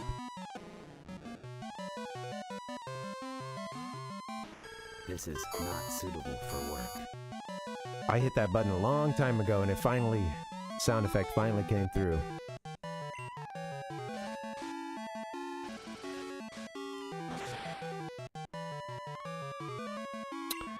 Yeah, my limited understanding. Yeah, Nick, I think a lot of people are saying to go towards more, I don't know enough about it, but yeah, I think I've been hearing same things about canola oil, or just, you know, quote, vegetable oil, which is often, you know, pretty canola heavy. Or, you know, I don't know. Out of my depth here, but yeah, I've heard similar. We cook, I think most of the time we're using olive and coconut too. And we have like another oil or two, because some of these have different smoke points, and that always sucks when you're, you know, sometimes I just don't think about like this or that oil, you know, I don't think about the issue with smoke points, or, you know, okay, if this is going to be in the pan for a while, maybe I need to use a different oil. But yeah, you can choose the wrong oil for the for the wrong job, you know. Get your oils right, guys. Choose the appropriate cooking lubricant, or you might regret it. You lose! Coconut oil also gives you your own little personal window into the seasons, potentially, because I know some people like to use their jar of coconut oil, you know, once it goes solid. You know, if you have it in your pantry, not in a fridge, but once it goes solid, you know, then you know that the fall and or winter has arrived. Things are cooling off.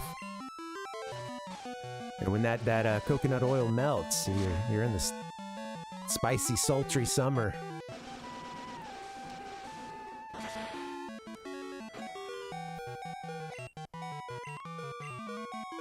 Coconut oil also great for infusions as well.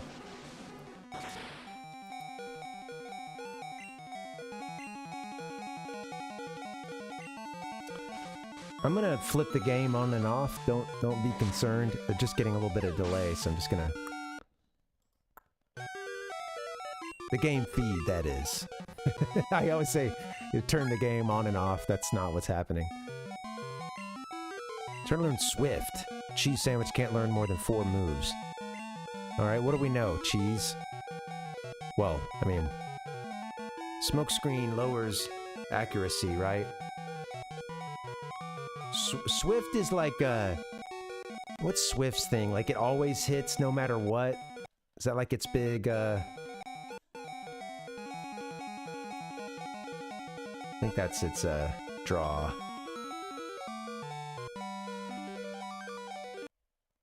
Oh, sorry, I meant to only mute it.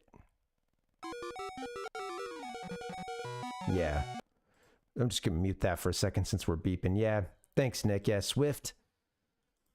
Let's see. Yeah. Damage dealing. It's called Speed Star in Japanese.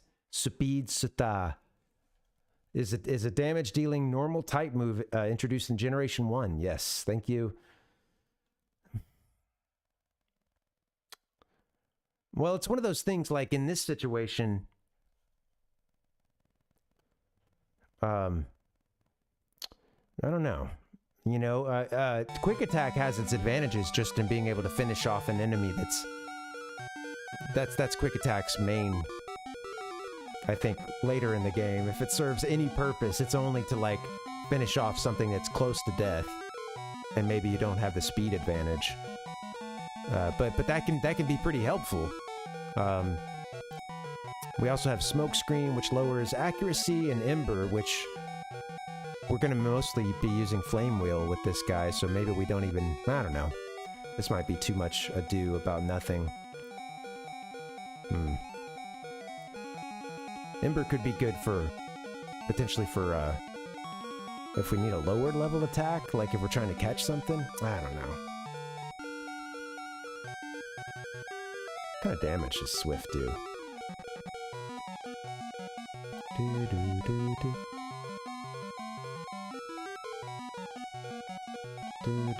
60 BP.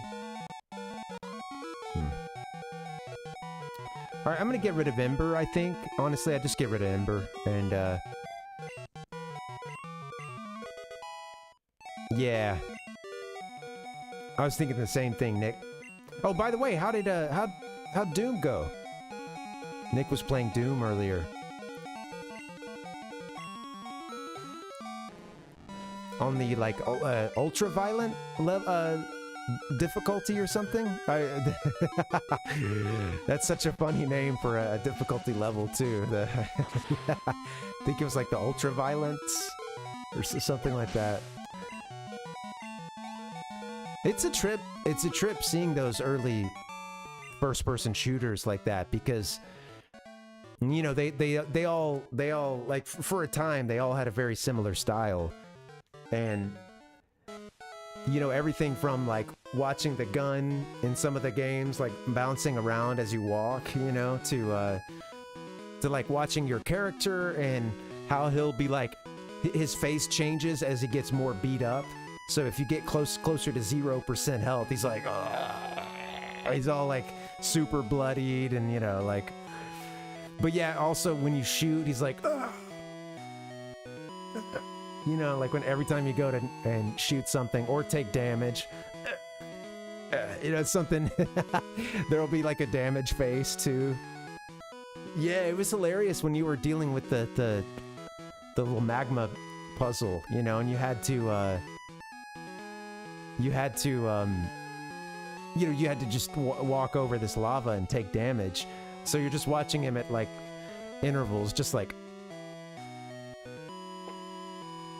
doing his like wince face, you know. He's like they're just wincing, looking like he took a hard hit, you know, and just like doing it over and over again.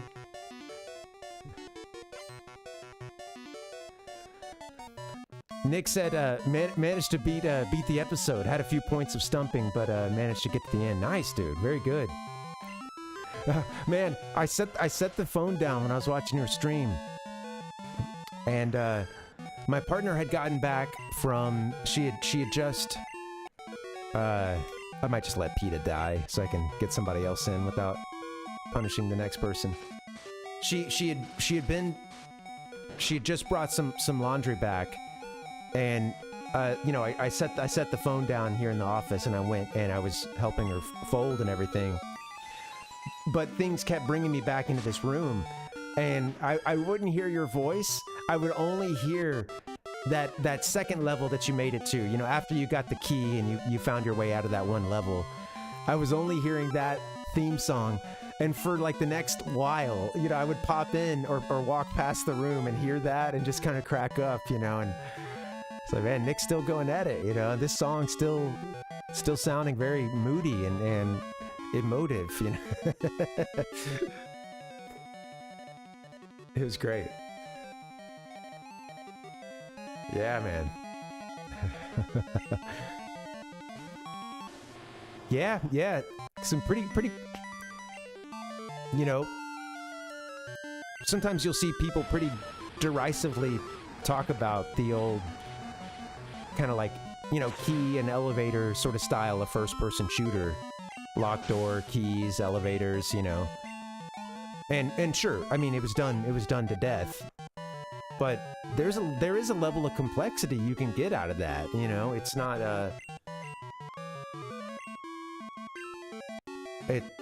as rudimentary as it might seem. There's still a lot you can do with that.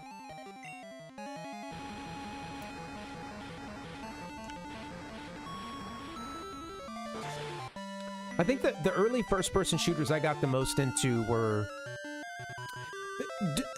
I feel like I kind of skipped Doom a little bit. I did play a little bit of it. I think, honestly, I was a little... I don't think I was a little bit. I was, like, kind of scared of Doom for a time. And also, you know, just the you know, I mean, come on. Like, this guy is, like, in hell, you know, trying to fight his way out. And, you know, growing up as, you know, like going to church several times a week, I felt like I was always doing something a little bit wrong, even just by playing the game, you know? Especially when I was younger, you know?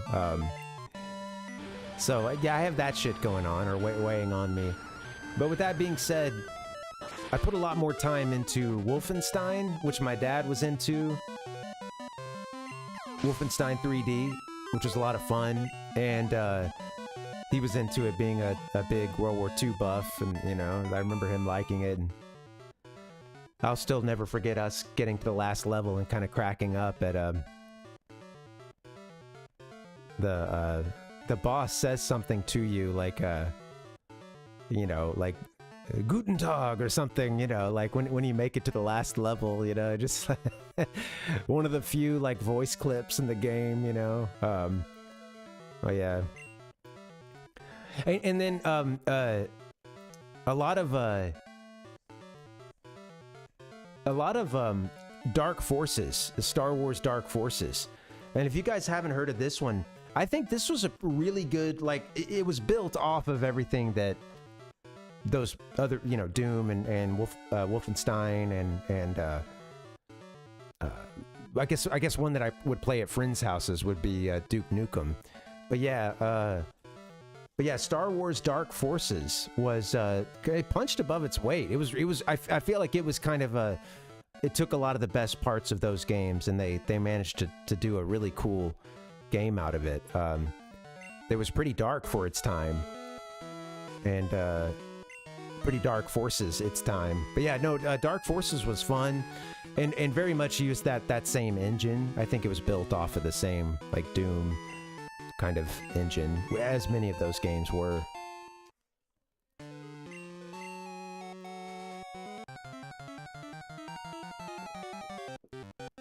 But it was a similar playstyle with Dark Forces of, you know, keys, elevators, locks, and, you know, frequent bosses. And Dark Forces had some cutscenes in it that just scared the bejesus out of me as a kid as well. With really dark sound. I've talked about this somewhat recently, but like, kind of, it used a lot of synth, but it was I was very affected by it as a kid. It was pretty, I don't know,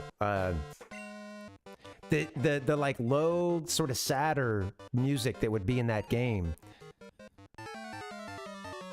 Whatever that sound font that they were using for the time, it was very haunting, you know. And this is like a Windows 95 game, you know. Dark Forces came out for PlayStation as well. I never got my hands on that version of it. I don't think it's. I think it's maybe not the ideal version, but yeah, it did make it. They did have a PlayStation version, but yeah, we were doing the Windows 95.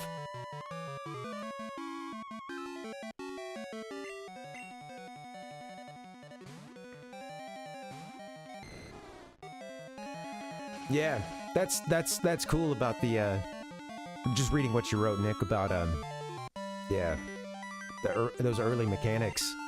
Yeah, you could do a lot with it. It can be a big challenge, and it does mix the skill of a shooting game with you know, yeah, having to do a little bit of puzzling too, which is a pretty good combo. We're just gonna slam you. Yeah. Yeah, Nick, there was a lot of, I just remember a lot of that for me, you know? And just like getting like a cold, I've talked about when the NES would freeze, just getting like this sort of like scared, like cold feeling, you know, like little goosebumps or something, and just, it would often freeze, and the sound chip or whatever, it would just give you this terrible chord, you know, of like some frequencies that just don't sound that great when thrown together for the human ear, you know? You know, you would just get this awful discordant, and, you know, it doesn't help that the screen has gotten all scrambled or whatever. And I just remember that happening, and I'm being like, you know, oh my God, you know, this whole, you know. I think my NES performed an illegal operation. All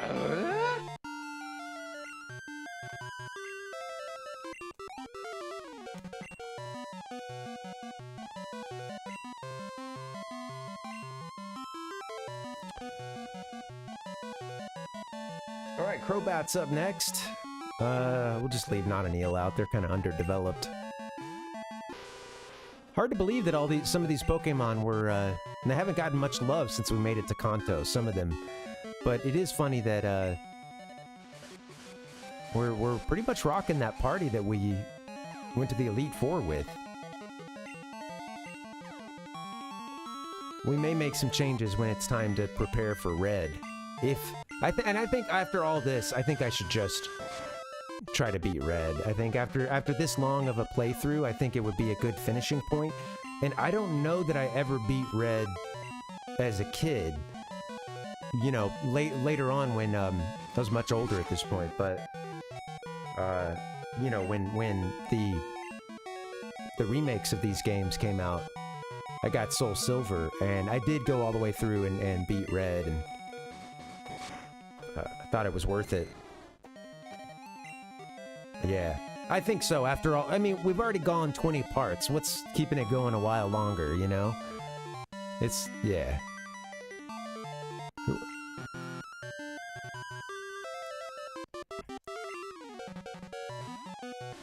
Oh, I should have thrown some rocks at this thing.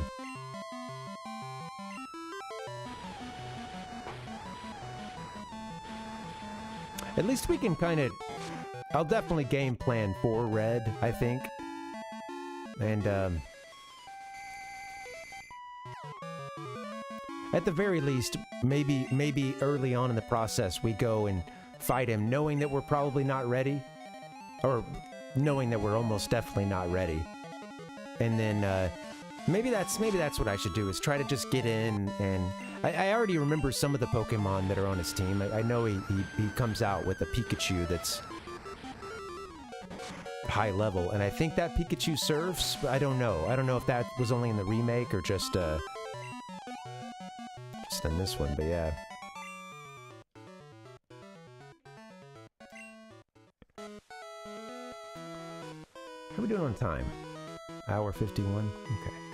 Maybe I get one more battle in and then I'm taking a break. This big wide open area here. There's no cheating in Pokemon. Let's keep it fair and square. No cheating, huh? Okay. We will not go quietly into the night.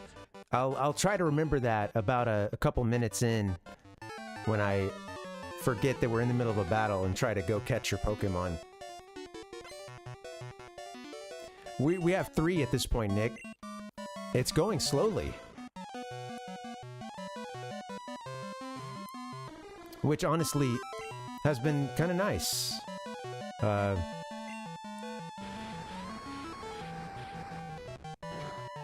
I think the first time I did the post-game in Gen 2, I was a little like, oh man, I think I just rock and rolled through it really quickly, you know?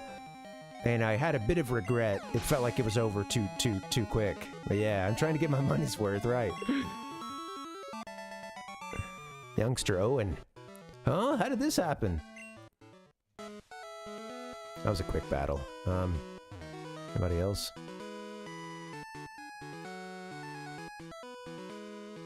Do.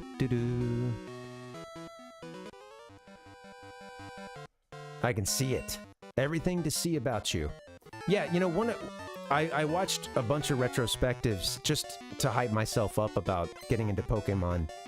So much so that by the time I was actually ready, it was during the Dark Ages, during my Donkey Kong, the trials of Donkey Kong 64. And what a trial it was. But, you know, it was during that time to get hyped for the next game, I was watching a lot of Pokemon retrospectives on the different generations and you know, yeah, right. We made it through, but it was a trial.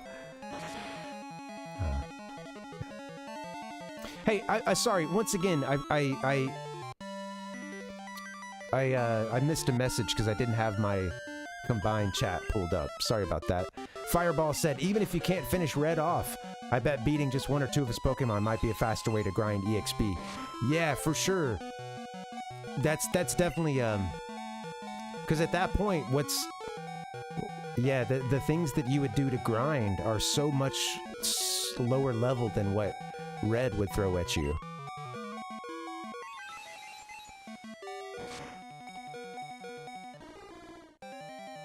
Maybe that's a good, yeah, that could be a good point.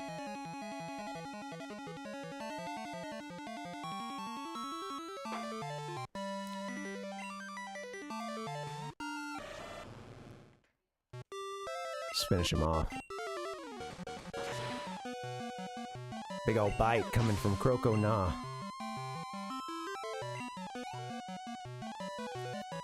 I'm worried that I may have to do some leveling up outside of the stream. Psychic Fidel was defeated. I couldn't foresee your power. You couldn't, could you?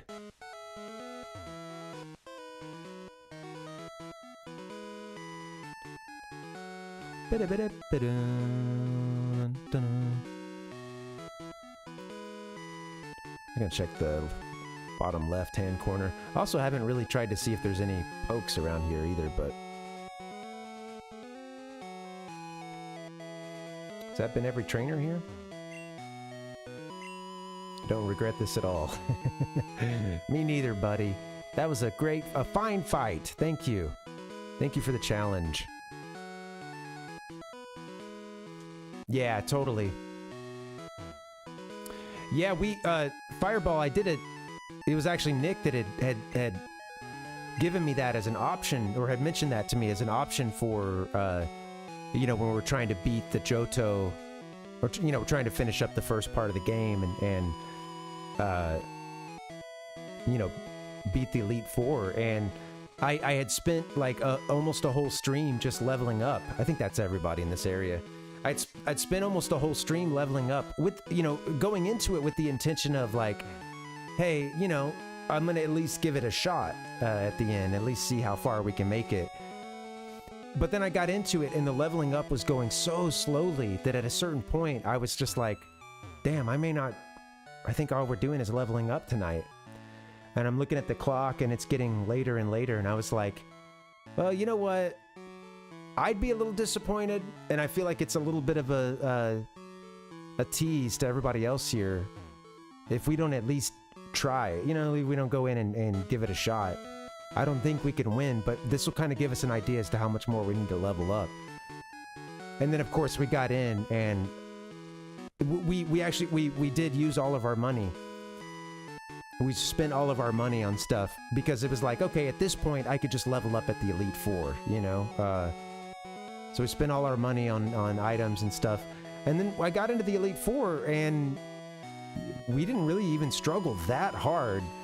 There was once or twice where we had to get into that kind of, you know, resource management hell where you're like using one Pokemon to revive another, and then kind of doing that a few times. You know, we got into that only once or twice over the course of the whole Elite Four, and I was surprised that we've you know, we had the credits roll that night. I'm glad we went and did that, because I was thinking of just quit. Here we go, Fishing Guru. Yep, Route 14 or Route 12. See, do you like fishing? There's no doubt in my mind at all. So, I know I'm right. Yes, just as I thought. Here, fishing fan, take this. It's a super rod. But yeah, I was just kind of like, man, I'm gonna be bummed if I don't try this tonight. And I told everybody we were trying to beat the Elite Four, and not that that's that big of a deal if that doesn't happen, but I'd be a little disappointed, you know. Yeah, right. Yeah, you could do that. Make it. That's what I thought we were going to be doing. Is doing a lot of just grinding the first couple members of the Elite Four over and over again. You know.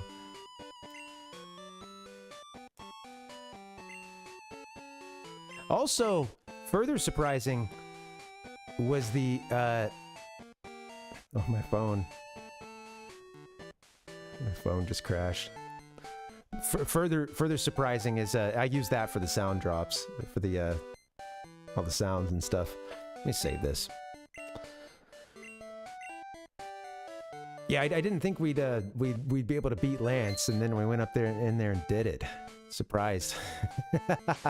Oh, I know what I was gonna say. And another surprise was that our MVP was Sudowoodo here. They rock slide from Sudowoodo. I didn't expect it. He cleaned up. He did pretty well for himself. Attaboy, Pseudo. All right, guys, I'm going to take a little break. I've been at it for about 2 hours now. You guys should take a break, too. You know, since I'm at about the halftime mark, I'm going to take a little bit longer than some days. I'm going to go for about 5-6 minutes max, something like that. So just, you know, let me get a good little break in. And when I get back, we'll go into some segments. We got a little gamer news for you. Talk about some big announcements come out lately. You've probably seen them. And then, yeah, talk a little bit about games that came out today. We got a lot to celebrate. A lot of good games came out on January 3rd, or rather December 3rd. So cool. We'll do that when I get back, and then we'll jump into the game. So Should be fun. I'll take a few minutes. I'll see you guys back here in maybe 5, something like that. See you soon. I almost hit the end. Shit. No, BRB.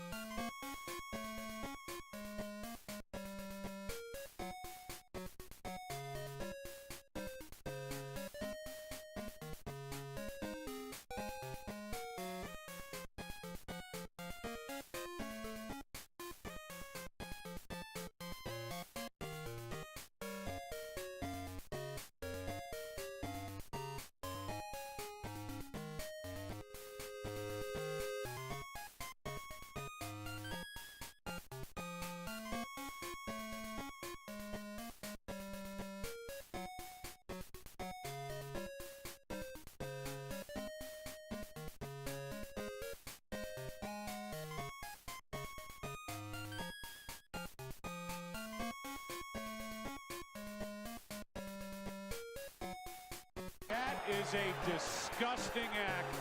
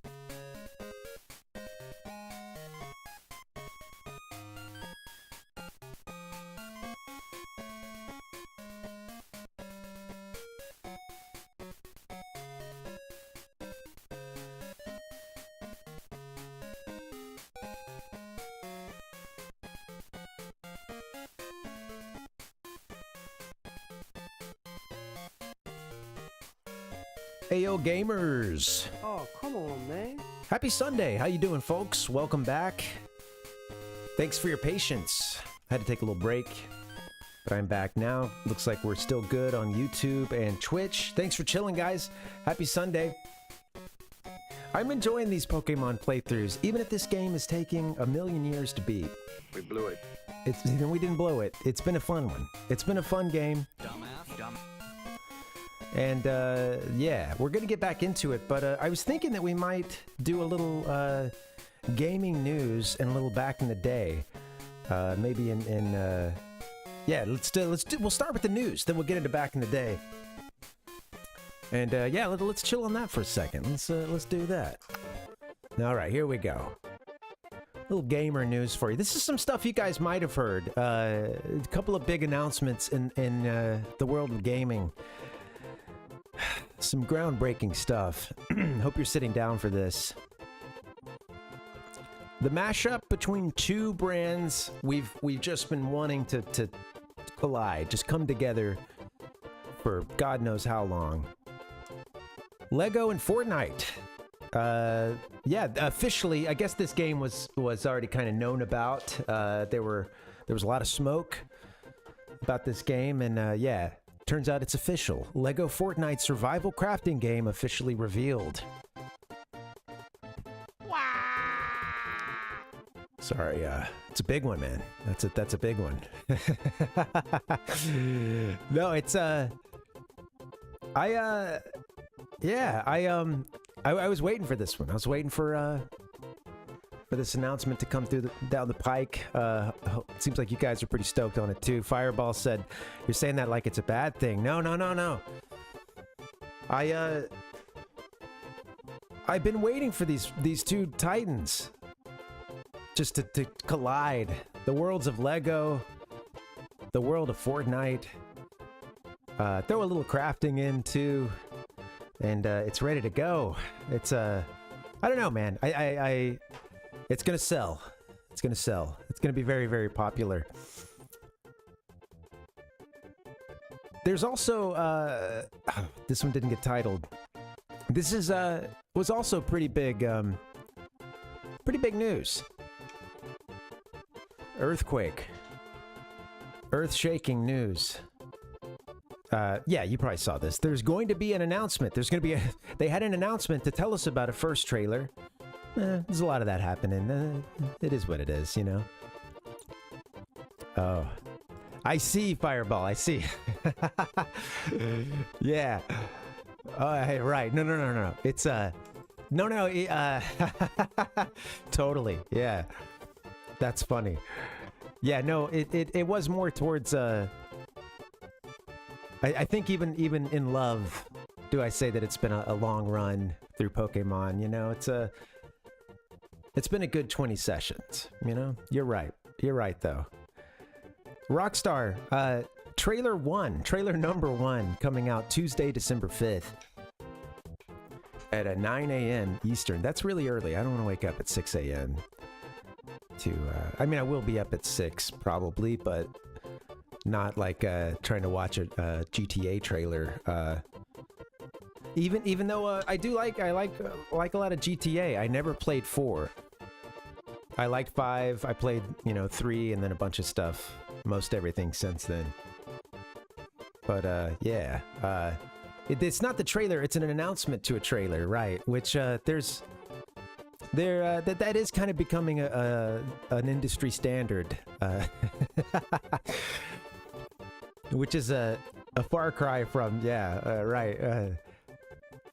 Either having to see it on TV, through a print ad, or by word of mouth, some kid like at your lunch table talking about a new game. You know? Yeah.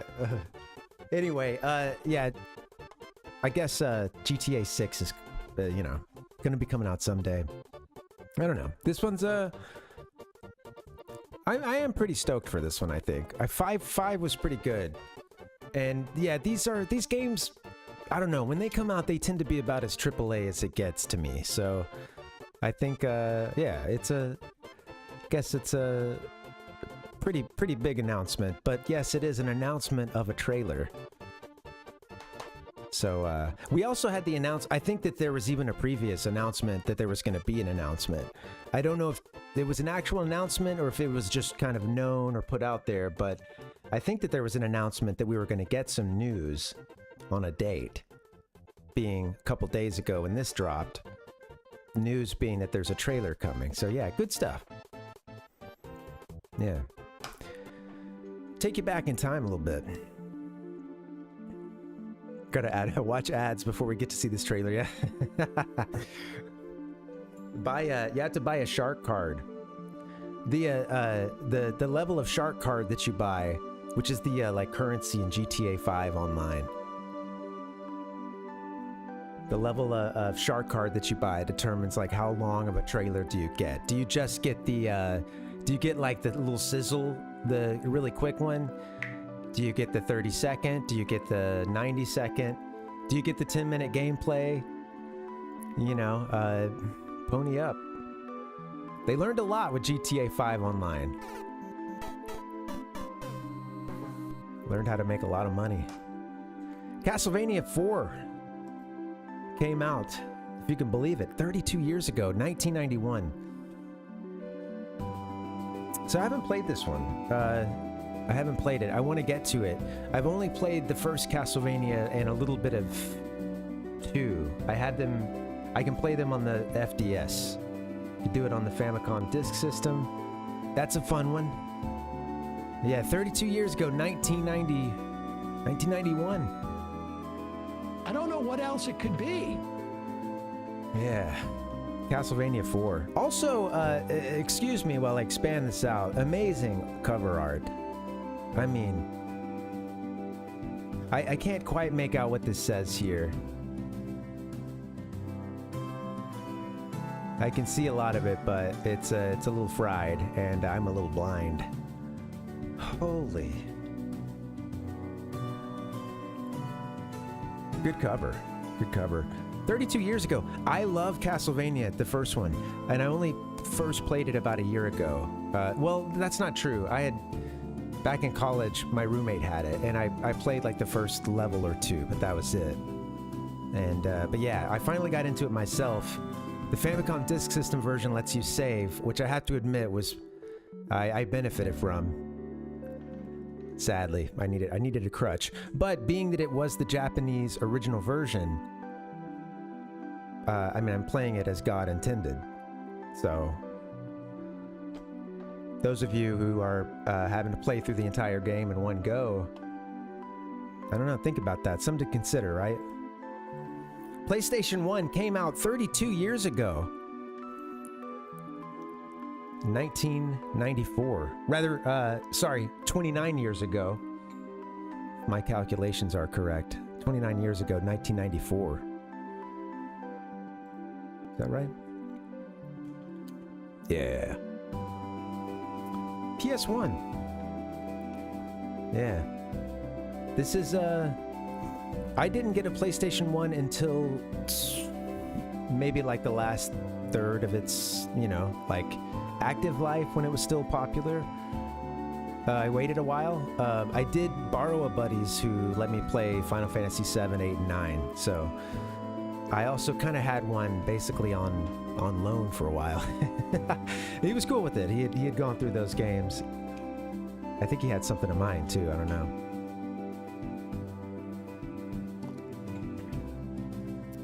PlayStation 1. Good stuff, man.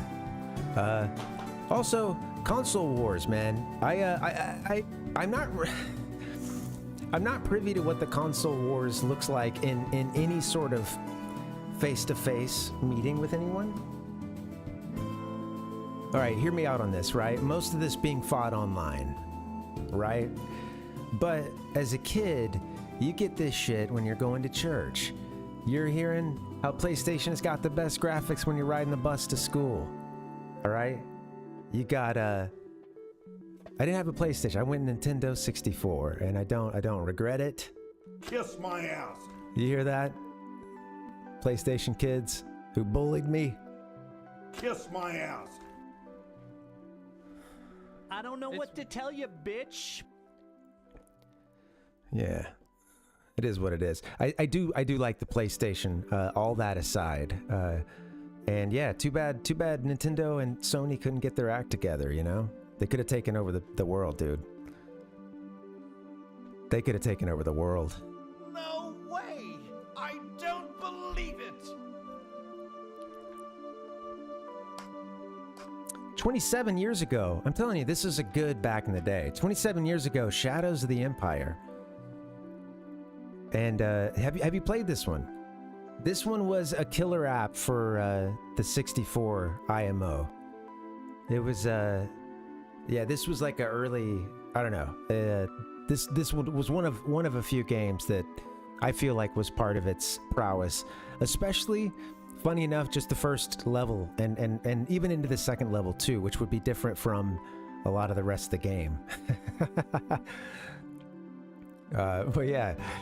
It's a fun game. It starts with a level doing the Battle of Hoth, and for its time, it was primo. It's good stuff, man. But it's a good game. It's hard as hell. I haven't played it in a handful of years. I think it would probably. I think I could get through it, but it would be tough. I remember it being tough back in the day. The IG-88 fight had me. I was pissed, dude. It took me so long to beat that fucking robot. Sorry, droid. Assassin. There's this. You spend most of the level on it. It's the train level, and then you finally get to the end, and yeah, you're fighting this assassin droid who's flying around with. I think flying around with the jetpack, and have memories of not being able to see him, and then him just dropping down and blasting me.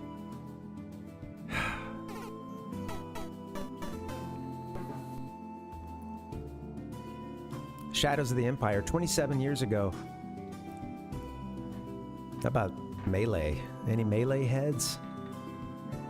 I like a good, I loved this game back in the day. I do have to admit, once the version for Wii came out, I think me and the homies switched to that one. But yeah, this one was always on in the any dorm room or you know, buddy's house, seedy den of iniquity that the Parvinator found himself in for a certain time, certain period of college years especially.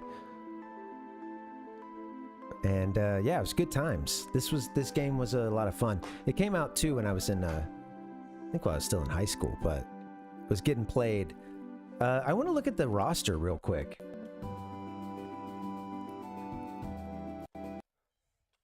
I know it's getting choppy, sorry. Video game trauma.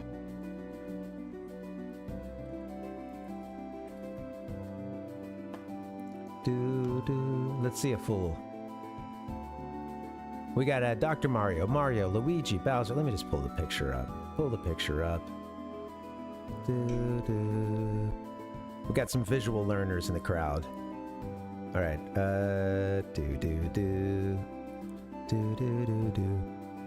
Hello. There we go. Dr. Mario, Luigi, Bowser, Peach, Yoshi, DK, Captain Falcon, Ganondorf, Falco, Fox. It's out of memory. Let's see. Oh, it's Ness. Ice Climbers, Kirby, Samus, Zelda, Link, Young Link. I don't remember. Pichu, Pikachu, Jiggly. Okay, do I have to do this? Jigglypuff. I might as well. Fuck it. Jigglypuff. I don't remember how he would say Mewtwo, Mr. Game & Watch, Marth, Roy.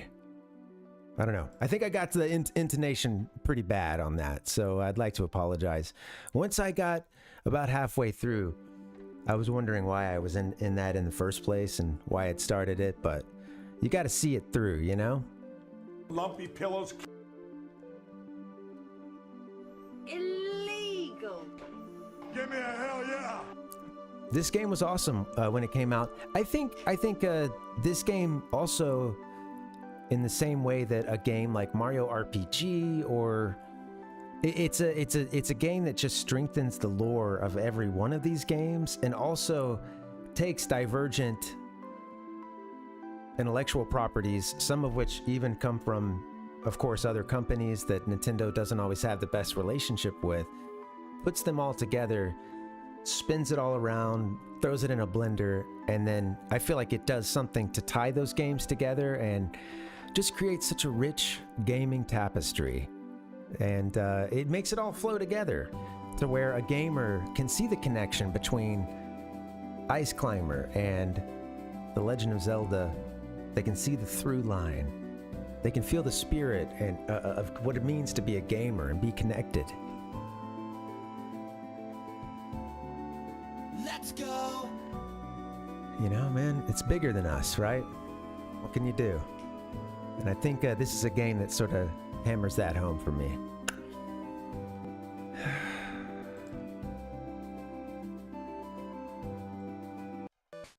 All right, guys. That's it for back in the day. Let's jump back in. Back into Kanto. Thanks for hanging. Happy Sunday. That was a good set of games. When I saw the list, and if you can't pick them all either, you know? You can't pick them all.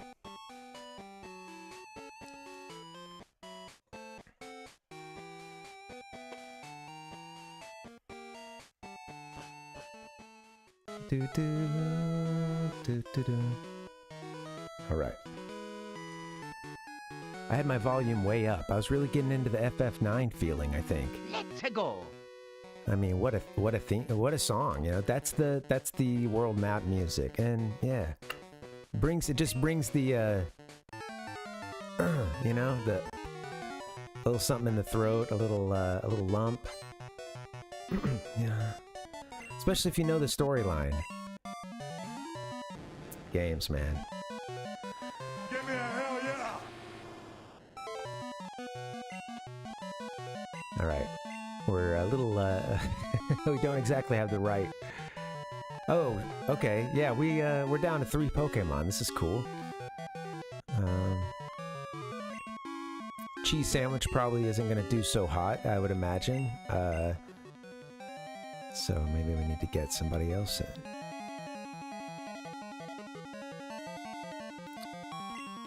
I don't wanna die.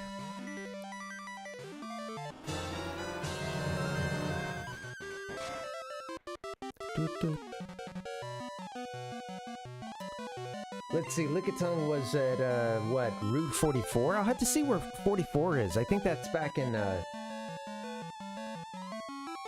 don't know, actually. I don't know where that is. In which region?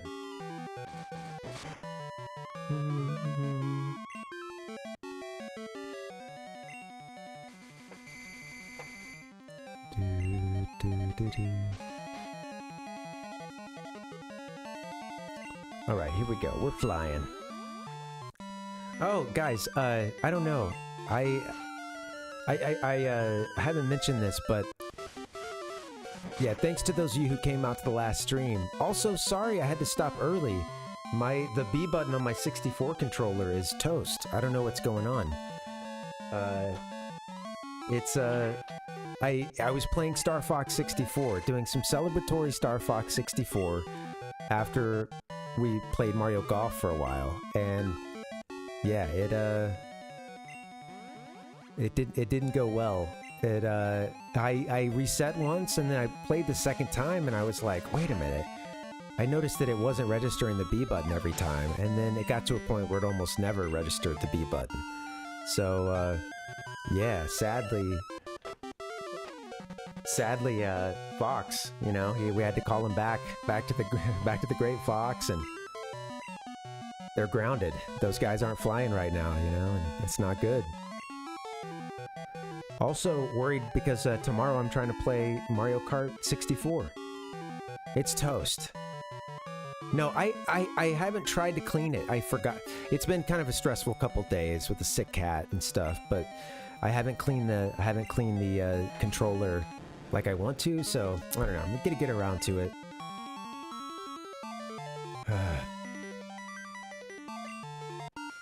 I gotta. If we can't do that tomorrow, we will pivot and we'll play something on the Super Famicom or Famicom. If we have to, but I want to try to get some golf in.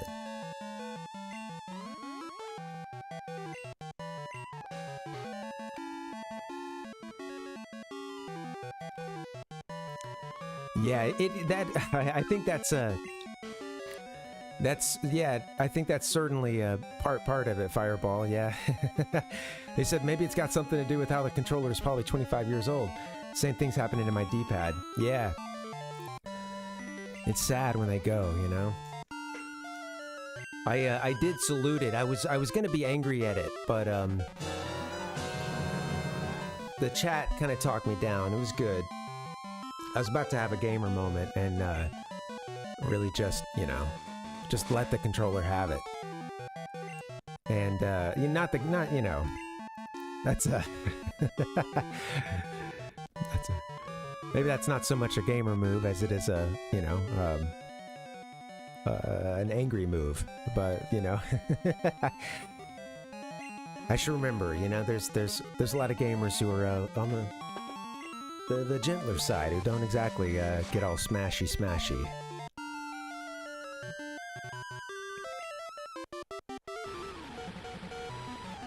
Yeah, control stick feels alright. You know, I have another one that doesn't feel good, and so I can't use it though because the control stick's got a big it's just got a catch point on it where it doesn't really want to go beyond that. It sticks there, and then you have to really push it down again. So yeah, that ain't gonna work. I'm using for this. I'm using an NES controller, so it served me well. Unfortunately, the cord has a pretty good kink. I wonder if I can look up a way to, like, if there is a way to get it out. But yeah, I don't know how it happened, but it's got a pretty good. It will just sort of, yeah, just coil in on itself pretty good. And I'm worried that its time is limited because of that, you know?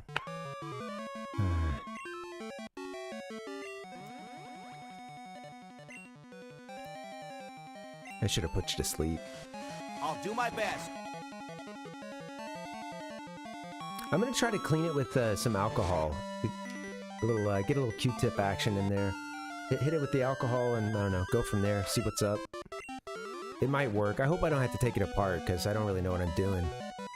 But I should learn, since this stuff does break, and it's nice to be able to do some basic repairs, you know? I've always thought of myself as like, oh, I'm not really much of a hands-on guy, I'm terrible at that, and you know, wasn't much of a Lego guy. Maybe that's why the Lego Fortnite news isn't hitting that hard for me, you know?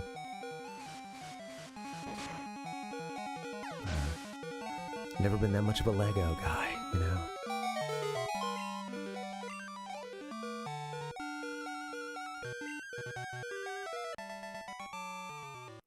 Yeah, I bet. I've done some simple stuff, but nothing much. I would like to start getting into a little bit more. I have taken the lid off the 64 and you know, it's got like a new controller port. I like changed the one there so that it could play Japanese games, you know. So that you have to like take the lid off and stuff.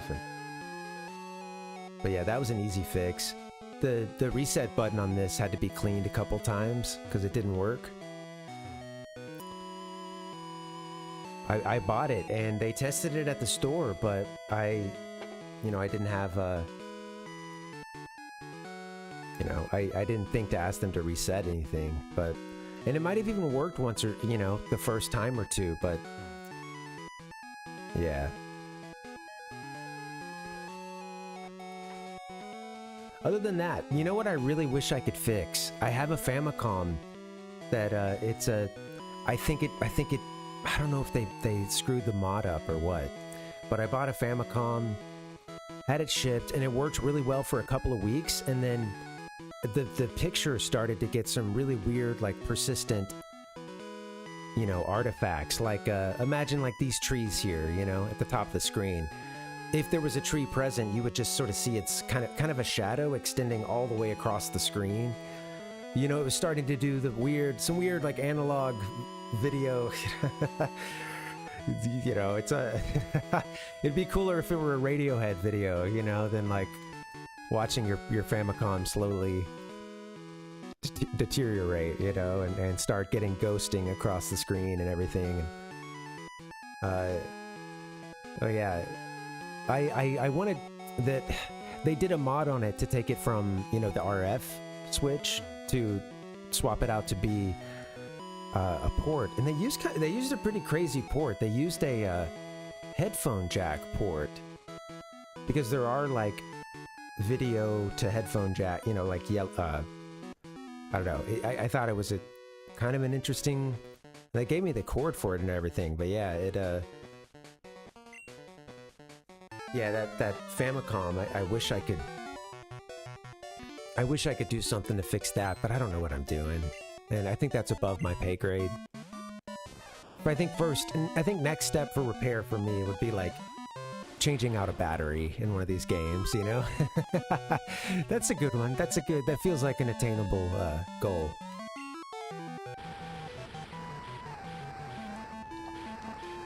I was more concerned that, you know, that I think that's part of what it was. Because I was wanting to check the controller and the stick specifically, just because I knew how. I mean, by the time I sold my 64 stuff, at least one of those sticks was not in good shape. Speaking of being in not good shape, our party is not doing that hot. Thankfully, we're fighting a level 23 Pikachu, but yeah. Maybe I need to get us to a Pokemon Center.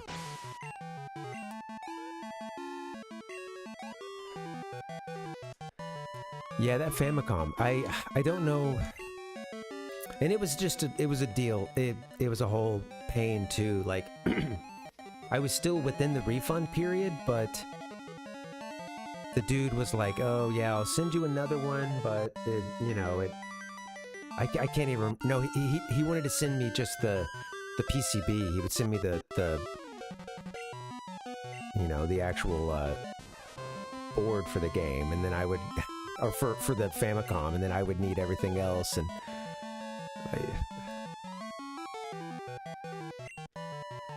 like, dude, no, I don't. It was I got hosed a little bit, but I did get a disc drive out of it, you know, which is pretty cool. So yeah, I got the Famicom disk system. And I have a Famicom that could probably work if someone could fix this mod. I don't know. That's what I'm thinking. And then what I ended up doing is buying one of the like new Famicom. The like top loader ones. So it's already got it's already got the what do you call it? Composite coming out, you know, and then that makes that a lot easier. It can use the like dog bone controllers too, if that's what you're into. If you like a dog bone. I have the dog bone controllers that came with the new Famicom. Yeah, the cords are so short. It's yeah.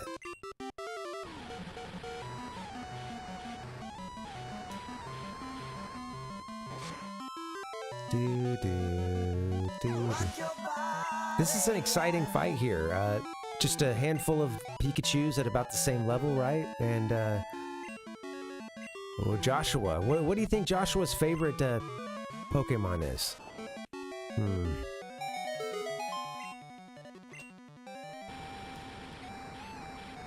All at level 23 too. Just imagine this guy walking down the street. Like, this is a character, too. Joshua. Youngster Joshua. Or, who are they? A Poke fan? Skipping down the sidewalk here. With just a handful of Pikachus all at level 23. And only speaking as a Pikachu as well. Apparently. You look like you have many Pokemon, but Pikachu is still the best. You know, why don't you move? Alright, we're coming back here.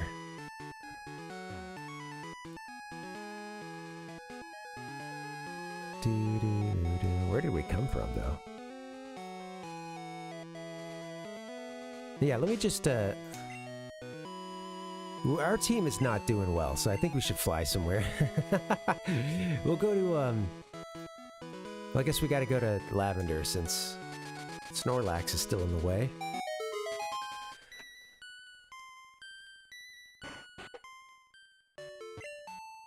Go to Creepy Town. Absolutely.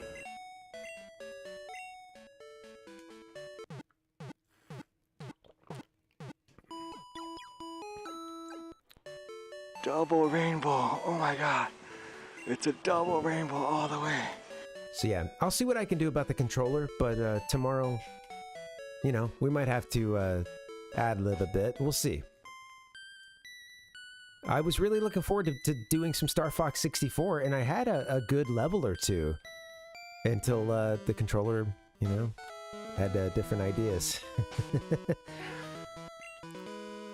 It was the biggest, I don't know, it was the biggest mindfuck though, because I couldn't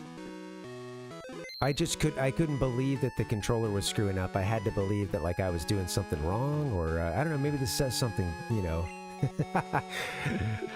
Maybe this is something I talked to the therapist about, you know. Like I just couldn't believe it, you know. Like, was it me? Was it the controller? I couldn't believe that I was playing so poorly, but I also, you know, didn't want to blame my equipment that I love and cherish. Oh, I didn't bring a cutter either. I'll never know what's behind that spot. Break your mama's back. Oh, look at these two goobers waiting to ambush somebody. Have I fought you guys yet? We lose ourselves, but we fall. Hey, you very good. Oh, this guy, Punk Bird Keeper Brett, wants to battle. Send out Pidgeotto.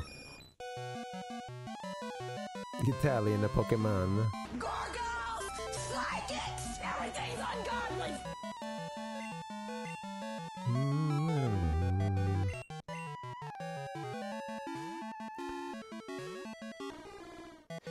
Yeah, I'm glad we did this. I have some.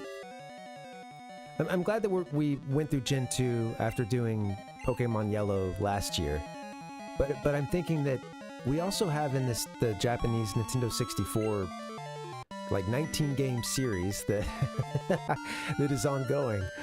Oh, I do have a few Pokemon titles coming up. We did Snap, which is probably the best one, IMO.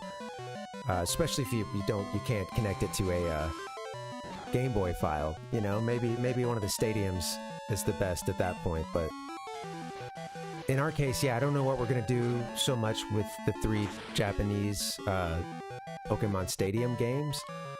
We'll fire them up, and I know that there's some challenges and stuff that you can do, but yeah, we'll see. That'll be tough just because I won't recognize a lot of the, even if I can read like the katakana or whatever, whatever, whatever you want to call it. No, even though I can read like the basic stuff, it doesn't mean I'm gonna know what it says, you know? So like, and a lot of these moves are like, some of them are even puns, and yeah. But we also have Hey You Pikachu, which I really don't know what to do with that, you know? Like, because I don't have the headset. I don't know if you can do anything in that game really without the headset, but I don't know. Anybody ever played that one? Hey You Pikachu? Get the hell out of my house! In Jesus' name, I pray!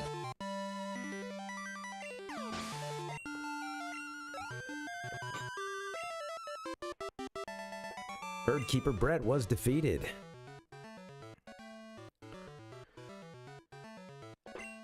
Fire! Here I go! So they got one more. Are you a bird keeper too? Just a couple bird keepers hanging out.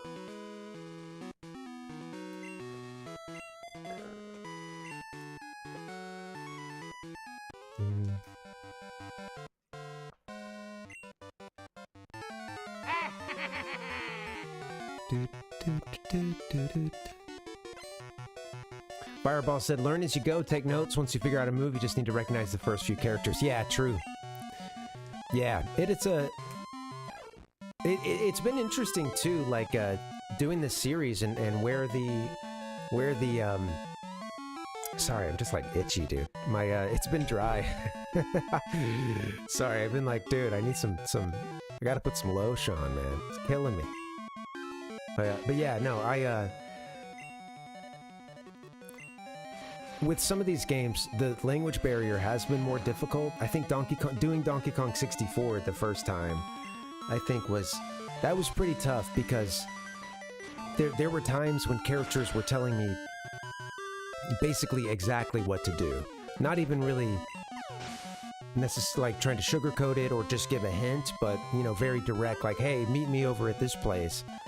And I just didn't know what was up, you know? So it was, that one was kind of tough. Ocarina of Time, it didn't matter because I knew the game enough. Star Fox 64, it truly, you know, doesn't really matter at all. I think for it, I will say with that game, you know, it's for someone's first time seeing the game to be the Japanese version, if they don't understand that language, I feel like that's with that, it's like, oh man, I do feel like you're missing a fun story and some fun voice acting, and you know, for a game of a bunch of talking anthropomorphic animals who are all, you know, like space fighter pilots basically. It's got a heart of gold, you know. It's there's a nice story to it.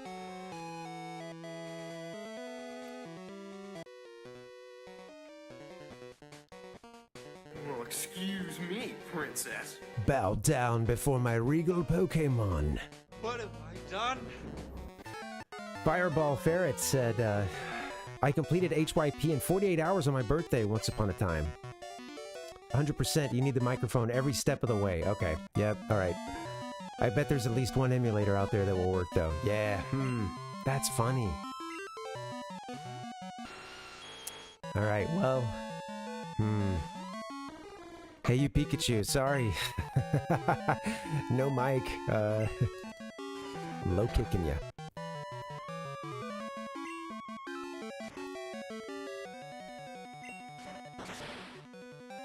That sounds like a pretty fun 48 hours, you know?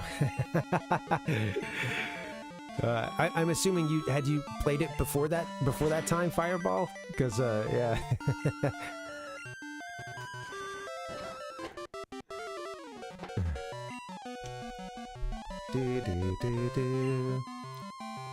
I remember, I think I rented Pokemon Stadium once upon a time. And one of the cool things is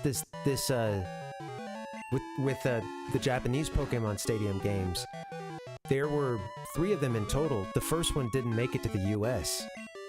So the numbers are out of order once you get to 2, you know, and Japanese 2 is, you know, the rest of the world's 1.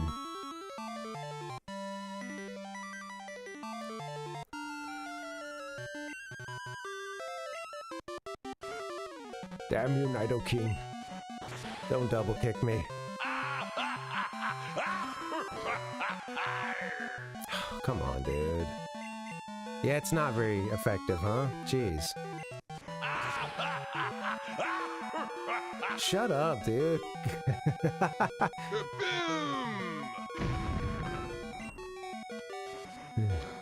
That's funny, Fireball. Yeah, it's just dedicated. That was just that time was dedicated to Hey You Pikachu, you know? They said, played the game all day, dreamt about it all night, finished it the next day. The post-game was there, but so dull that after a week I never went back. Damn. That's funny. Yeah, I don't think I'll be able to do anything with it, honestly. I think it's not... Oh, I didn't mean to do that. Slow King, eh?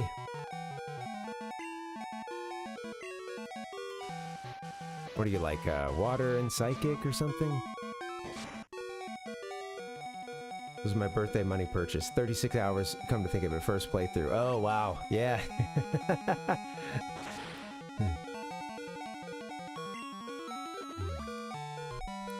That sounds like a fun, binge. You know, just a game to, like, yeah.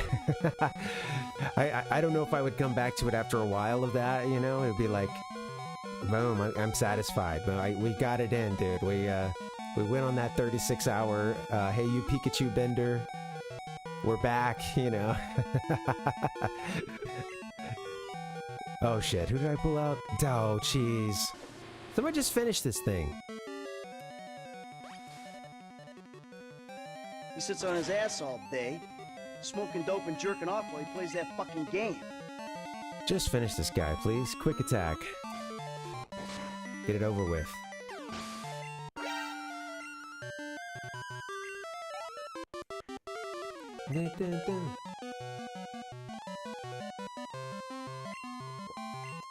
Seeking.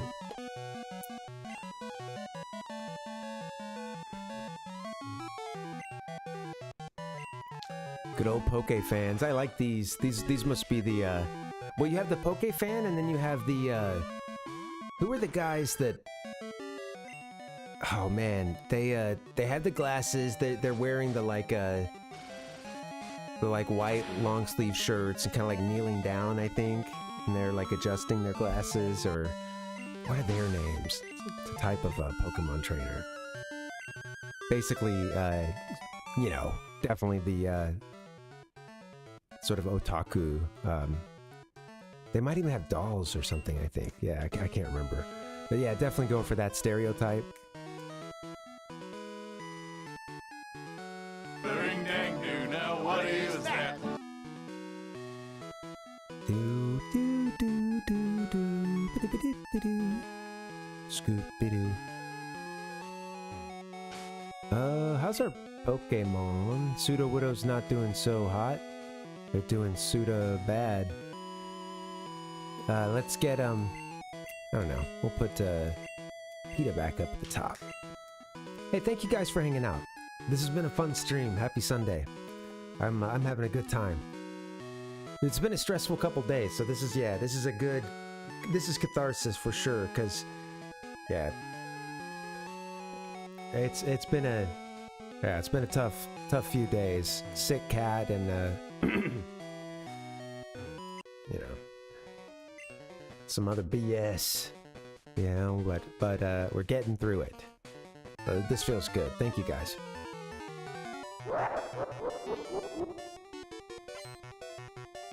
Super nerd. That seems like what it is. Yeah, gotta be. Something like that, yeah. I think they're one of my favorite, one of my favorite NPCs in the game, or you know, trainer types. I wonder what they are in the Japanese version. Yeah. Yeah, hey, thanks, Fireball. Yeah, thanks for chilling. That's nice. It's nice to hear. Thank you.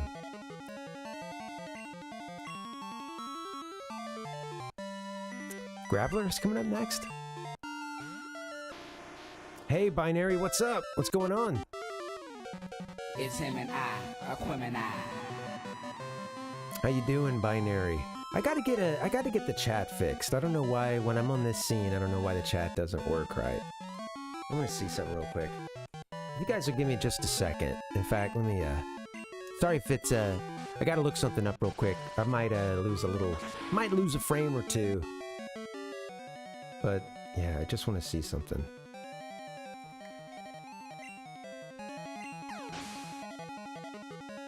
Chat, give me the chat. Bear signal. Okay, where's the chat?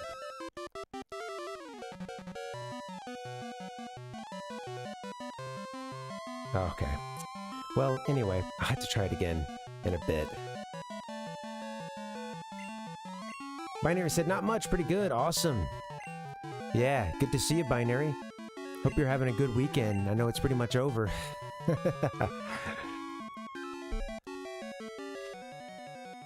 Binary, do you watch, or are you into much college football?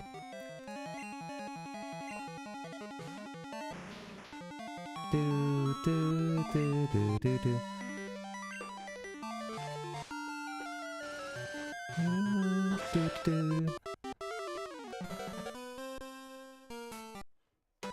I'm here. Sorry. This keyboard is too close to the mouse, and I was just trying to move the mouse a bit. And yeah, caught the home button. It's got a hair trigger on it. This home button does. It happens a lot.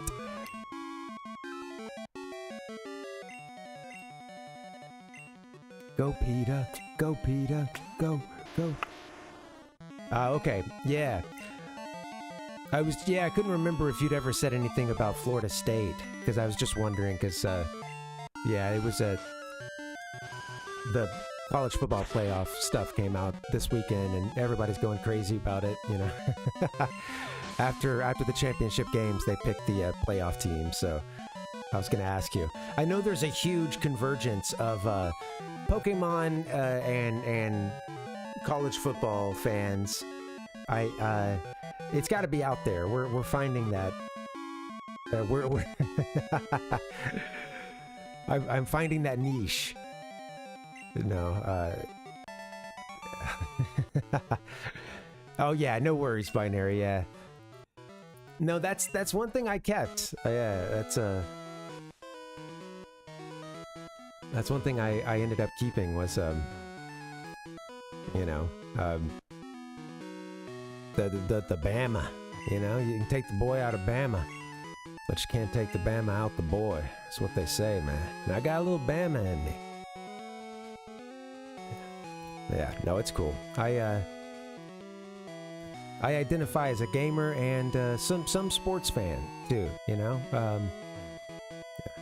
Mostly college football though. Alabama doesn't have any pro sports really, or any highest level pro sports. So you know, that's what people cheer for. I mentioned that like at the the high school that I went, or the elementary school that I went to, they would have like jersey days. It continued into middle school. They would do photo ops and even like pit the kids against each other, like, you know, like two kids like in a face-off, one with an Alabama, the other with an Auburn shirt. It's they just, even if you're not into it, you're just gonna be ground down. And I honestly didn't. I was around it, but my dad, I was, as a kid, the team was not doing very well. And so I wasn't really jazzed to watch them because my dad would just be in just a pissed off mood, you know? So like, it wasn't until I got into college and they started getting good again, towards the end of that, and then I was like, okay, like, I was like, all right, actually, I really enjoy this. And then going to a game at a stadium really, or at, you know, going to some of the big, like really big home games was, yeah, that was an experience. It felt like being in the Coliseum and just, I don't know, it was pretty full on, mate. A little something like this song, you know? I don't know, it was intense. So I came to appreciate it, even though it wasn't my thing for a long time. Yeah.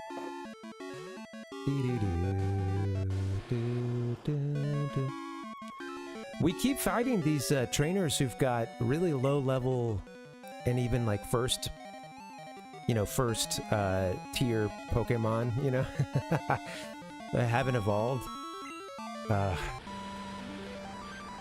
I do see where people talk about the balance issues with Kanto. I almost wonder if, you know, I know that that's somewhat remedied if you just change your team up a bunch, but that also sucks to do, you know, and it's hard to have a balanced team if you do that. But yeah, that's one way I think to make this more challenging. But yeah, it's too low level. Who did it say was sending out? Did it say Squirtle? Binary said, I'm uploading my Batman playthrough to YouTube. Oh, cool. Oh, very cool. You got that, so it's already on the way up, huh? Yeah, what are you doing for that? Are you just kind of playing through it and sort of talking your way through it? A narrative let's play? Yeah, this one right here goes out to all the babies, mamas. You don't want to hurt the boy, Harvey. Speaking of Batman. Who's coming out? Oh, probably the other starter. Yeah, okay. Well, you're pretty weak, so, you know what? I'm gonna try to kill you. Yeah. Oh no. We should have let this dead guy sleep. Charmander. Putting berries on your Charmander. That's cute. Just thinking about a little sending this Charmander into battle. It's just got a little like necklace with a single berry on it or something, you know? inside a locket.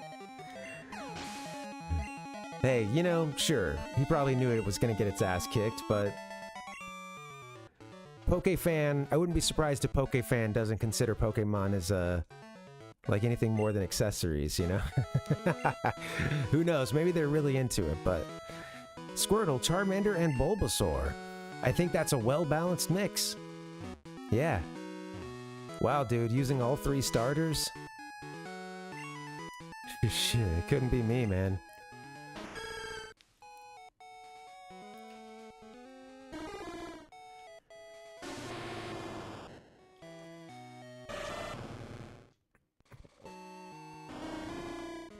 This team is kind of whack. I do feel a little guilty about having the three starters, you know? But we are playing a patch version anyway, so...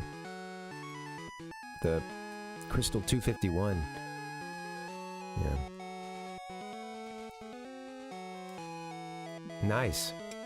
Congrats on getting your Batman playthrough, you know, working on getting that up and having it up on Twitch already. He saw me. Damn. Oh, mamma mia, mamma mia. My dream is to fly with my beloved bird Pokemon.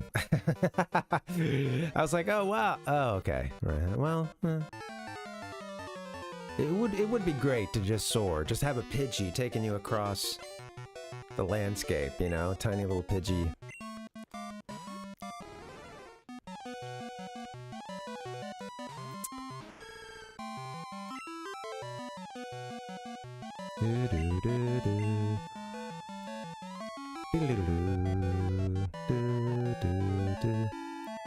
Let's get, alright.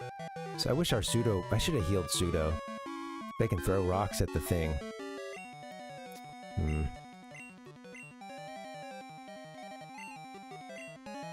I'm going with not an eel.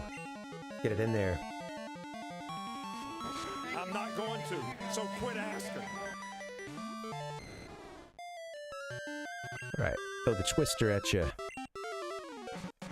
So tomorrow, I'm not sure what I'm gonna do just yet. I mentioned earlier, I was hoping we could do Mario Golf 64. We've got the Japanese version.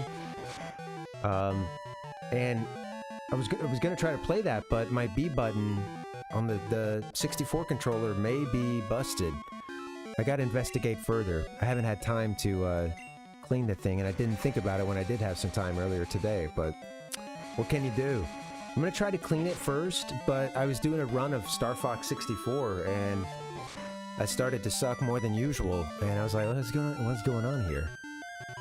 And turns out the controller was on the fritz, and got worse. Over the course of a level, I basically watched it stop working, the B button stop entirely. So, yeah. It's dead.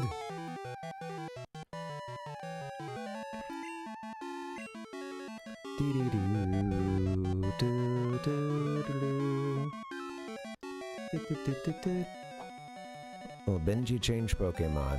Who are you sending him again? Whatever.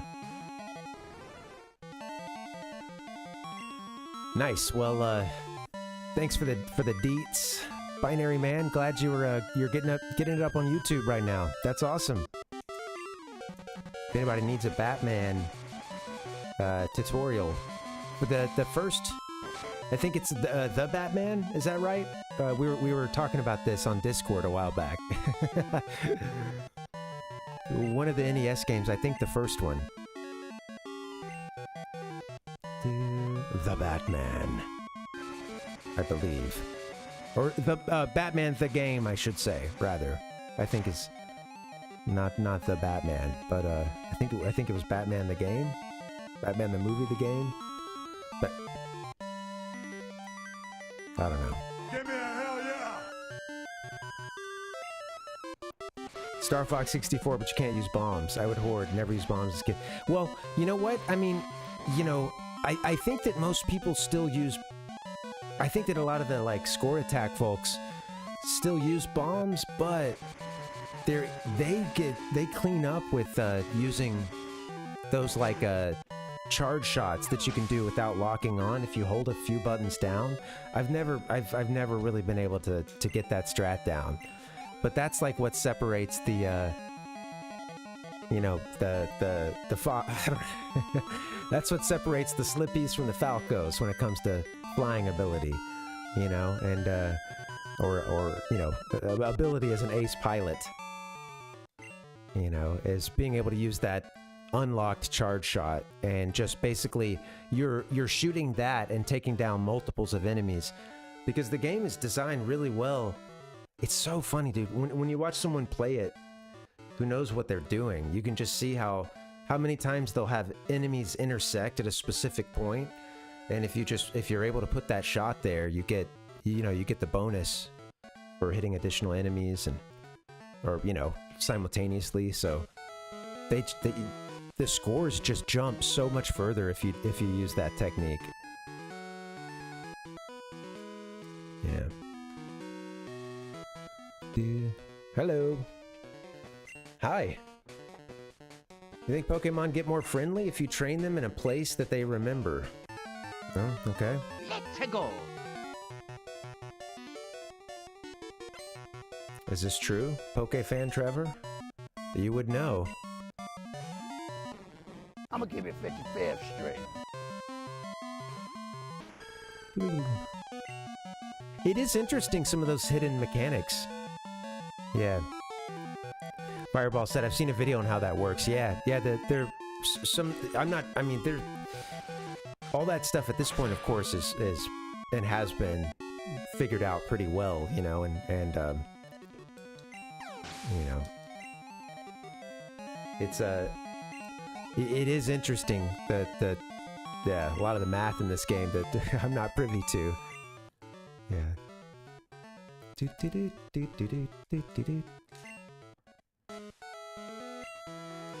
So all the stuff for like happiness and for like, you know, egg, you know, trying to breed Pokemon and stuff. We really need to bring a cutter through here. This is bad. I need someone who can cut. We're missing everything. Route 15. Where are we on the map? Let's see. Thank you guys for hanging. This is fun. All right, so we're getting sort of to the south of Kanto. So New Bark is like up. I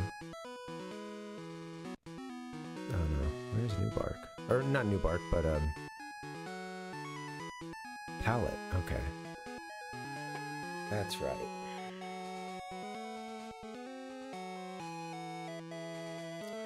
Yeah, they do sort of open it up. I wonder what is I remember seeing this video not that long ago where someone was.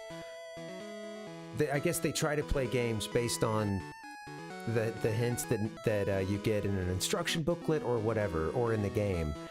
If there is a game that has a little bit of leeway as to where you can go next at points, it's not always just on rails. And I think a lot of the videos are titled like playing Pokemon Crystal the way Nintendo wants you to, or something like that. I remember watching that one, but I don't remember much about it. Or maybe I just watched the one from Gen 1. But yeah. Yeah.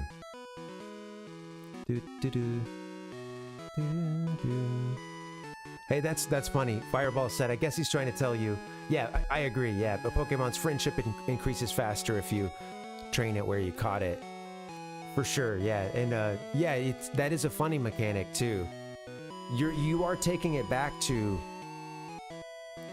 what one would assume for at least some of these Pokemon is a very traumatic event in their life. You know, at one point you're just running with the other pokes, you know? You're just living your life, running through the tall grass, swimming through the stream, what have you, right? Chilling in the cave. And then, next thing you know, you're caught, you know? And yeah, maybe you got it well. You got a trainer that seems to love you. They take you to the Pokemon Center often. They buy, I don't know, some of the games, maybe they're buying you like little bows and you know, ribbons and all this fun stuff. But they keep wanting you to go back to that place where you were first caught, you know? I don't know. It's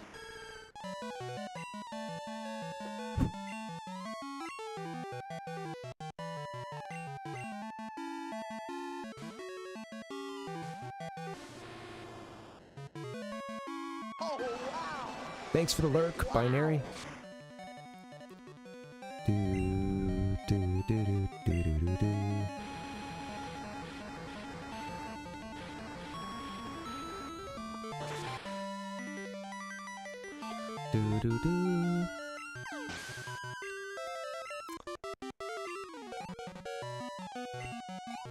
we go. All right, 2 more of these. Schoolboy Johnny.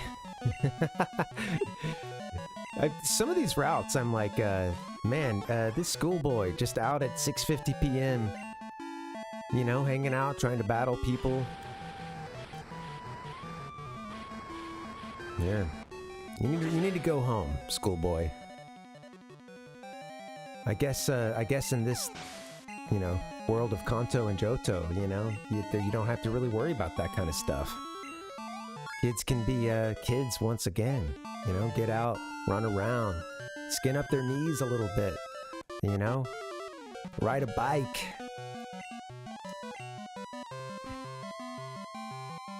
Victory bell, huh? Get in the doit. Let's do some flame wheel.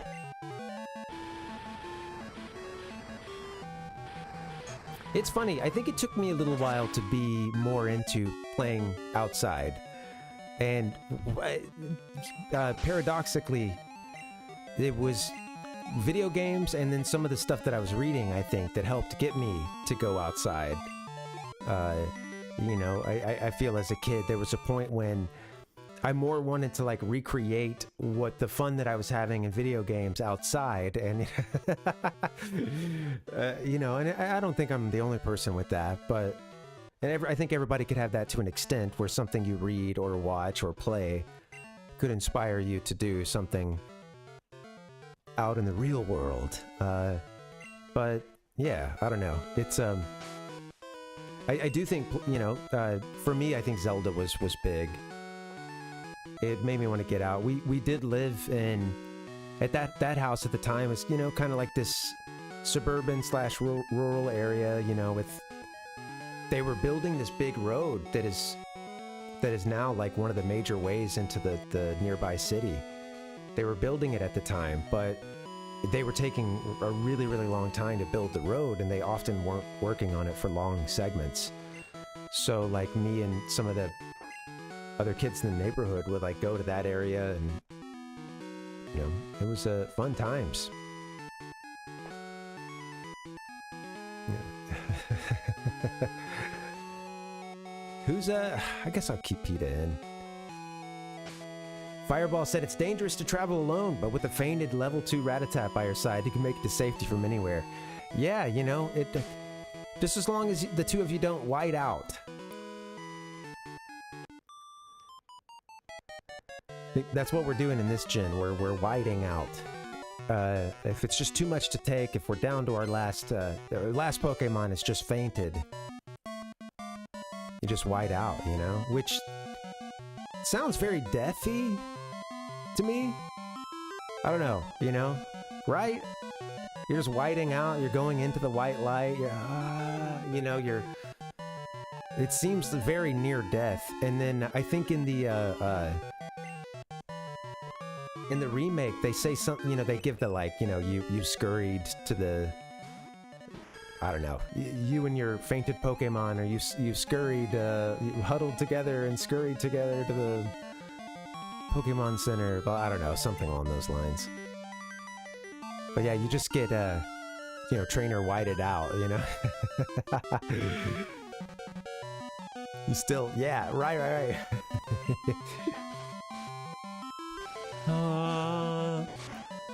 You just get abducted because all your Pokemon have fainted, and you know, you've just whited out. So yeah, maybe you've been picked up by an ambulance. You're waking up a couple days later.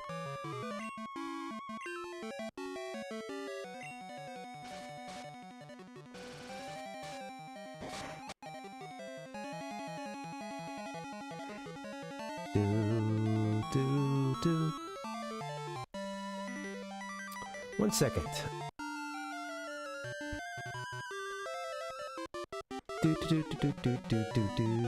It's almost over.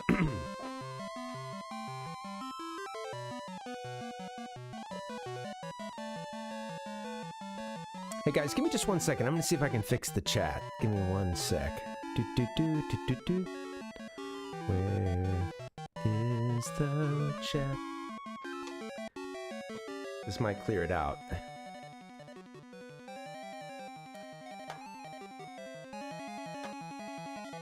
Hello.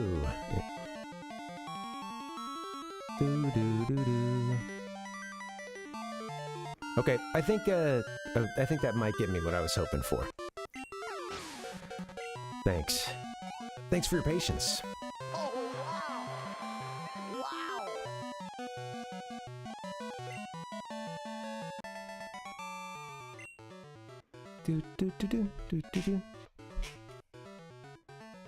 Yeah. They call it crawling back to the Poke Center. Oh, wow. Yeah, that's some pretty intense imagery there, you know? And yeah, just crawling back. You and your hurt Pokemon scurried back. I feel like the word scurried was used or something. I don't know. Before I became a teacher, I used to forget a lot of things.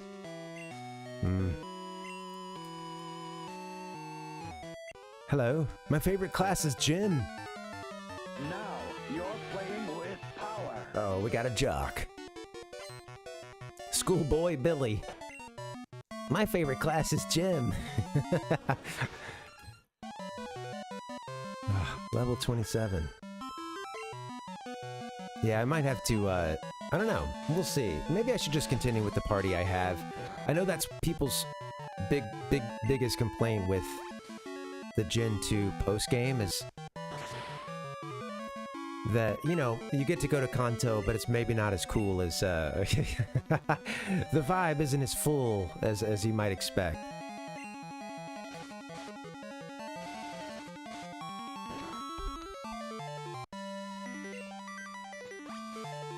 Leaves you hungry. I'm enjoying it though. It is, I remember it being mind-blowing, getting to that point as a kid, and I don't know that it was a surprise because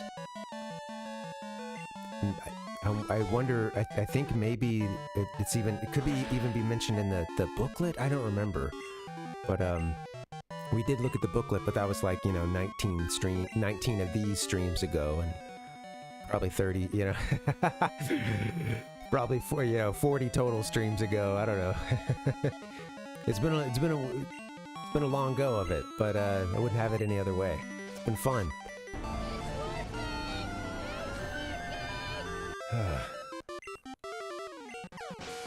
Paris fainted. Schoolboy Billy's about to use Paris. Are you a Paris freak? He's doing this like a 4th grade when we get like the crabs and the frogs.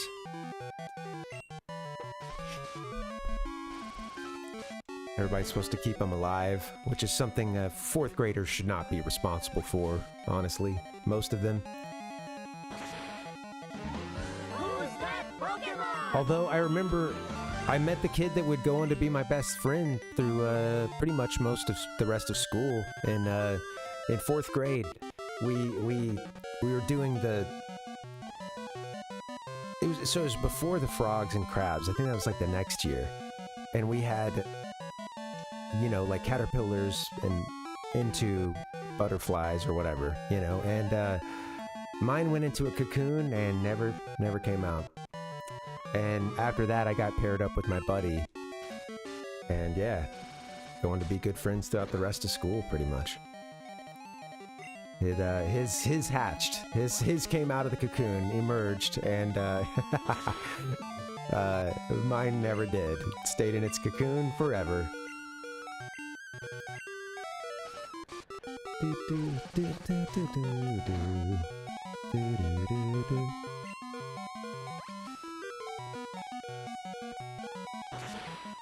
We ended up with a bunch of crabs because, well, my mom was a teacher, and she would, you know, she had to do the class for her kids, and then when I was in that grade, same kind of thing, like at the end, they're basically asking, like, can anybody take these leftover? Because most of the kids aren't going to take their frog or crab or whatever home, so, and you may have like a surplus of them if a kid hasn't been in school or whatever, you know, so you just end up with a bunch of them at the end, and I remember we took home like a series of crabs, and they could live pretty long. And a buddy of mine had a frog that lived from, it didn't die until he was in like I think at the end of high school or into college, and he got that thing in like 5th grade, you know, and it was just a tiny little frog that, you know, just like about that big, about that long. Tiny little buddy. What are we fighting? Ditto. Yeah, they were little hermit crabs. Yeah, I think it was hermit. Yeah, they would sometimes go and like get into a different shell or something. There was something, I'm trying to remember what they would do that was really cool. But yeah.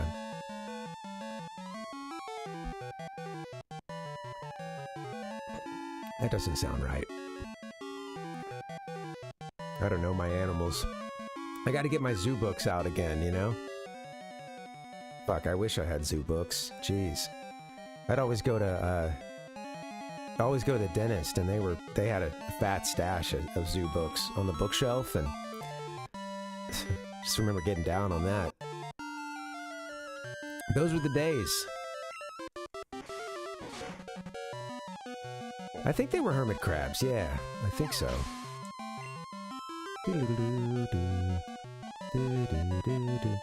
Cool, looks like the... Alright. Okay, everything's working.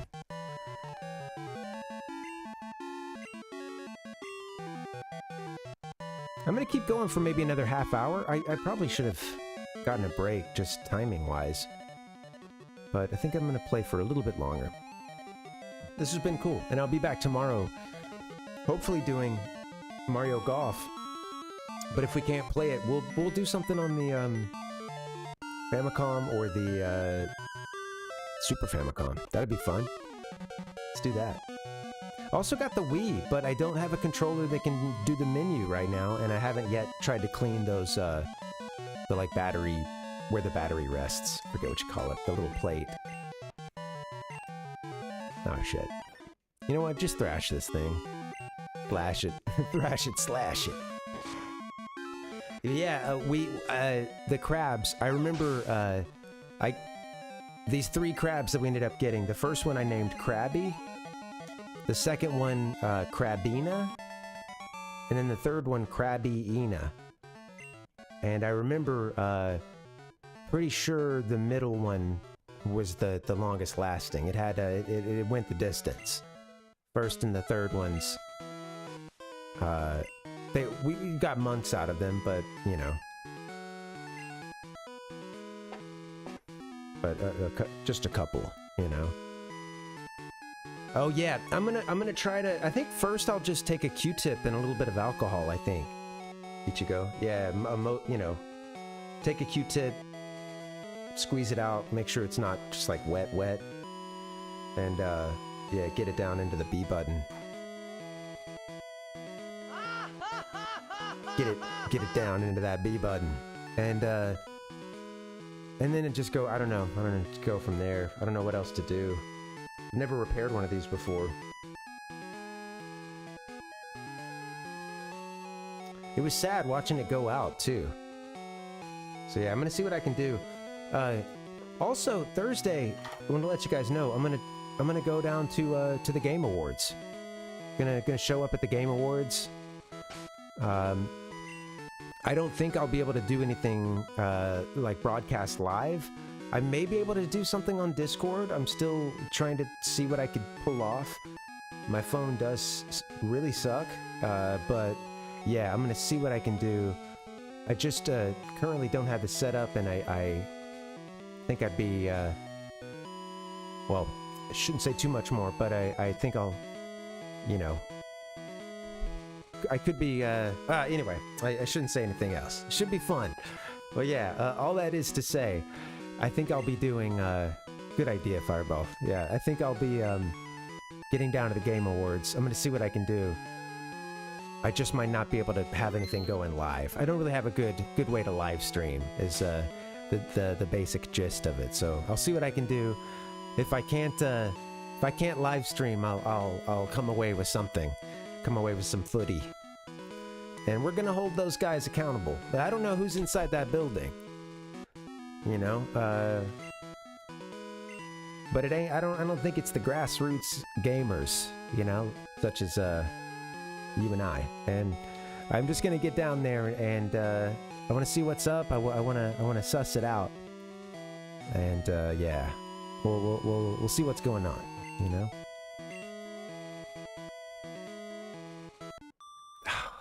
There's a bunch of trainers trying to finish me off. They're all trying to make me white out. Make all my Pokemon faints, make us scurry back home. But yeah, it should be fun. Yeah, 1-800 hitting up the Game Awards. Gonna see what's up, and yeah, it should be fun.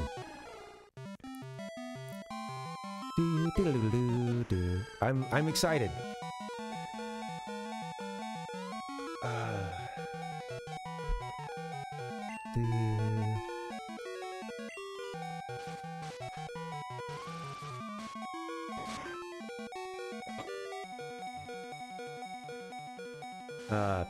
PETA, wow. Stay alive. Oh. Okay, thanks for the tip. Oh, hey, Big, thanks for the tip.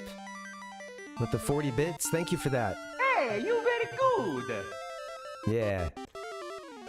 But Ichiko said, how long do you think you'll be at the event? Well, you know, I was looking at it, and it goes for a while, and I think there's even like a pre-show kind of thing. So, it was like, starts sort of mid-afternoon, and then goes for 3 hours or something, but, it may have said 3 hours including the pre-show, but yeah, it'll be going for a while, but I want to try to get down there kind of early and see what's up. See what's going on. Suss it out. So it should be cool.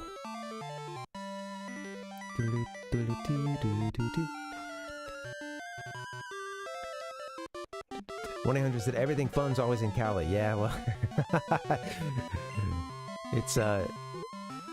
it is nice having access to a lot of fun stuff and a lot of if you know, it's also good just for live music and any sort of interest that you're in. There's a convention or something that comes through town and something big, or there's just a big group of people who are also into that. So I don't know. Yeah, that's nice. Didn't really have that growing up, so it does feel nice being in a place where if you want to plug in, there are a lot of opportunities to do so, you know. But yeah, that's up to you, you know.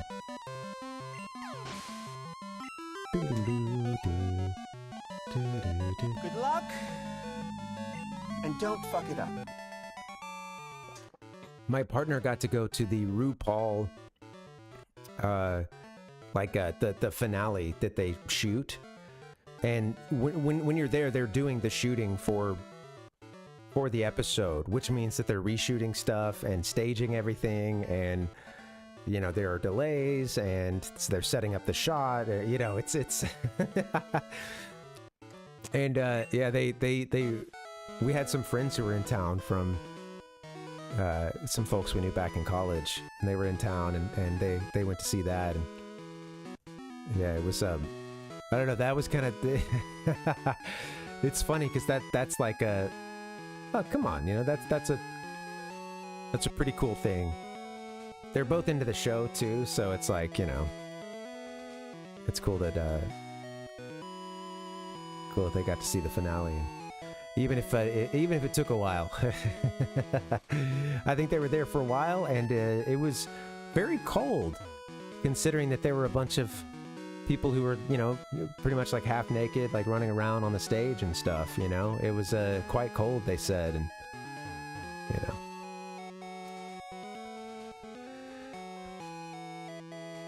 It was freezing it out. But yeah, anyway, Cali, right? I guess that's where my head went to. I guess it's like hey, you know, I don't know. Something to it. This guy wants to fight? Hey, you very good. Let's go.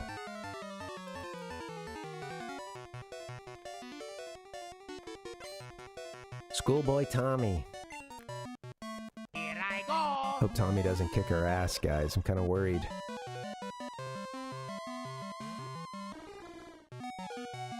Parvinator. Get a rock slide in. Damn. Why do you have to hate what you don't understand? 1-800, how's work been?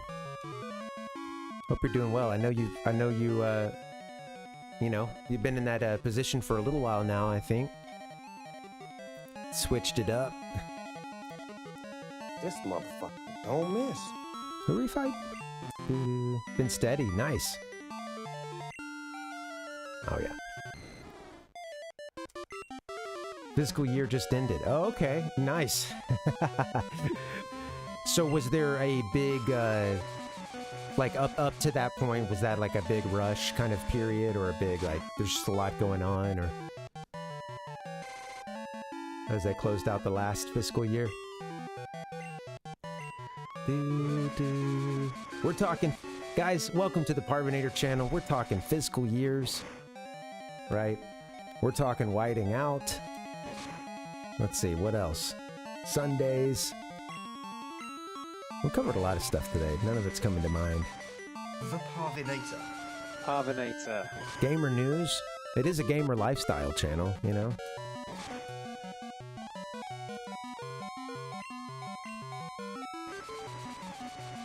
For some reason the year goes from November to November. I joined in March, so I started a quarter behind. Okay, yeah. Right, all these sales targets and stuff. Yeah.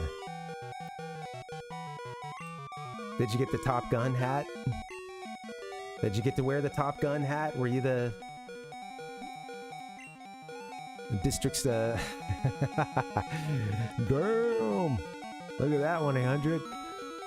Soccer was invented by European ladies to... Okay, I gotta stop the beeping, stop the bleeding. Good noodle of the year. Yeah, good job. Yeah, congrats on a good year, sales-wise, and yeah, getting in late and then still coming out okay. Closing them deals. How many deals did you close on the golf course? Because, you know, my grandfather liked to bring that up a lot, and I can't help but think it was kind of a baked-in excuse for maybe why he was playing so much golf at a certain point, you know. But, yeah, said would always tell us about how many deals got closed in the golf course. Damn. They're pulling those vet connections, 1-800, you know?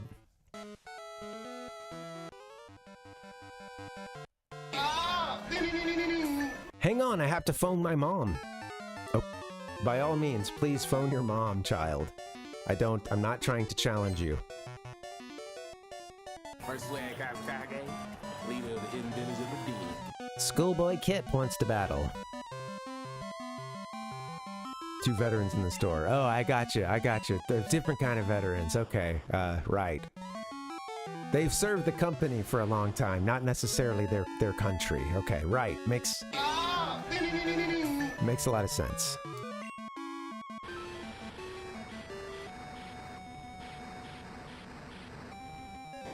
I'm flame wheeling you. What do you think about that, Torby? The 1 mil dude, been there for a decade. Damn.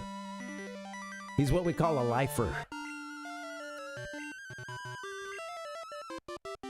Poor Pseudo would have fainted. The dead.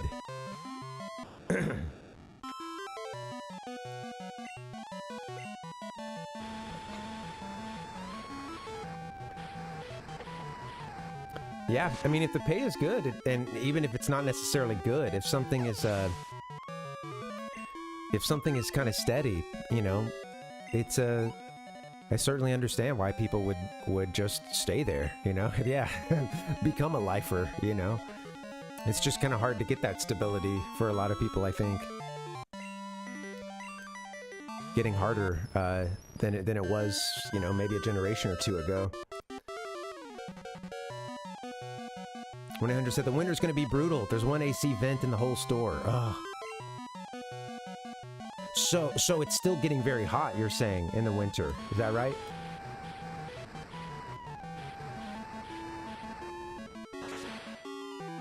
Or you're just worried about it being super cold?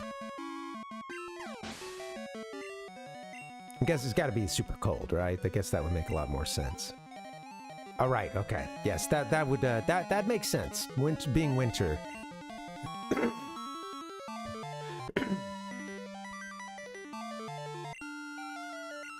I'm going TTS from now on, guys.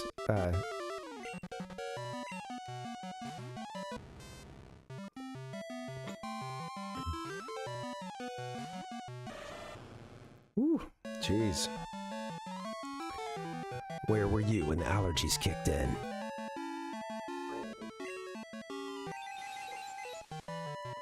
Yeah, you don't know 1-800. Yeah, it's that is right.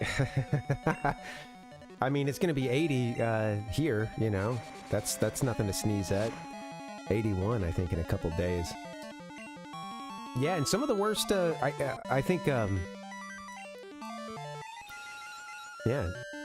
some of the tornado season crosses into, like, you know, November, December.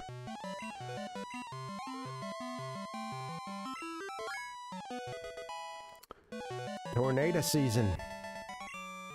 In anime terms or nerd terms. Sorry, Mom, I was beaten. But that's for all the non-nerds who don't understand nerd talk. Sorry, schoolboy. I didn't mean to humiliate you in front of your friend. My mom worries so much about me. I have to phone her all the time. You gotta delete her number out of your phone, bro. Sayonara. I just learned that in my Japanese class. Oh, well. Well, thank you. Thank you for telling us.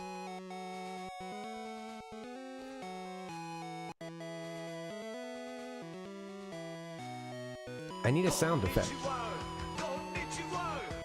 Konnichiwa.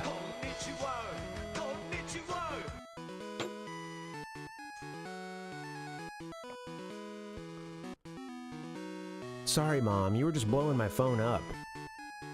It was really kind of cringe how you kept blowing my phone up, Mom. I was... You're working on a Pokédex, huh? Well, that was really something. Don't give up. Oh, we made it to Fuchsia City, the place with the Safari Zone that we can't get into, I think. Scooby. Scooby-doo-ba-doo-bee-boo. Oh, I wonder, actually, I wonder if this patch manages to add a Safari Zone. That seems kind of cray-cray. I don't know if they could pull that off, but we are playing the Pokemon 251 patch. I got quite a shock at the gym. There were all these girls who looked identical. Stunned. I got quite a shock. I'm Janine. Hocus pocus poof. Hey, Mom. See? I look just like her now. What the hell? What's going on, man?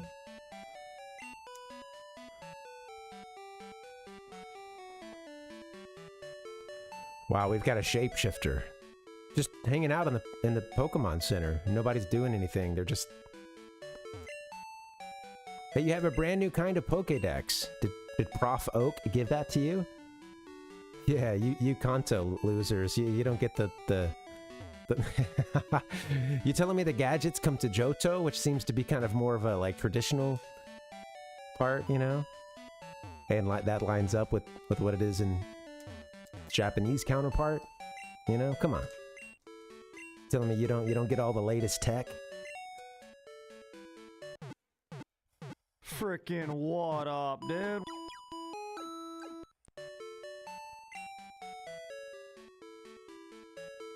Does Professor Oak ride the, like, does he ride the bullet train over to Kanto? Or over to Johto every day to, or to do his radio show once a week or whenever it is? I don't know. Doing like a super commute. My grandpa is at my brother Bill's on Cerulean Cape. Okay, thank you. Yes, I met your grandfather. He was a nice gentleman. I saw these weird... He's look... I will say your grandfather seemed rather lonely. And I was a bit taken aback when he asked for a Pokemon with a long tongue. But I think your grandpa's doing well, kid. Was it a slow Pokemon? I saw these weird slow Pokemon on Cycling Road. Weird. How we doing? You know what? I guess I'll keep rocking another 10 minutes or so. Excuse me. And then I think we'll call it a night. This has been a fun one. Thank you guys for hanging. I'm enjoying this. This has been a good slow playthrough. I think we should try to beat Red. I don't know. It's gonna take some time. We'll get to this gym at some point. I need to go get we missed some items along the way. So I think I might come back with Cut and explore some of that area. I don't know if we have time to beat the gym, or even if the gym leader is in there. I don't know. I guess I could go see, but Let's see, what can we, let's deposit some items here. What can we do? Blong, skeetle deedle doo. Oh, we got a nug. We can sell that. Made of pure gold. Sell high. We can sell a nugget. We can sell a berry. We can sell a nugget. We can sell a berry. Get over here! We got a potion. We got an elixir. We're not gonna use a potion. Shit, we might as well use a potion right now. I don't even know if we are running out of spots, but I don't want to get back to those items and not have any room, so just store these for now. Ooh.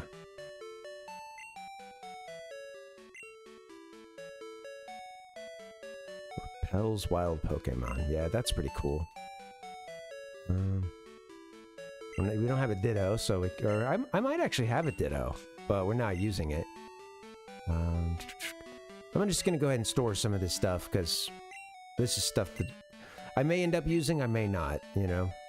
I don't really need it for a casual playthrough. And you can kind of wait a while if you want to. We have a max repel. How are we doing on potions? 12 potions.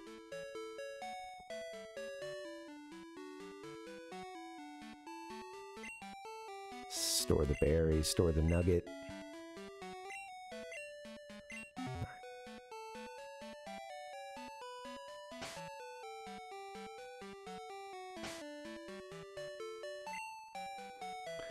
What should I do? You know, let's take a peek inside the gym actually before I call it quits. Maybe maybe we can knock a gym out or see what we can do. That's ambitious, but I like it. What is this gym? Let's see. Let's at least take a little peek. Fuchsia City Pokemon Gym. What you got? Yo, champ in making. Whoops, take a good look around. The trainers all look like the leader, Janine. Which of them is the real Janine? Thank you. I'm sure it's the one closest to the door. Gotta be, right? What are they? What are they, like psychic type? Or I don't even know. I don't even know. What are you, Janine? Fooled ya! Ha ha ha! Broncos country.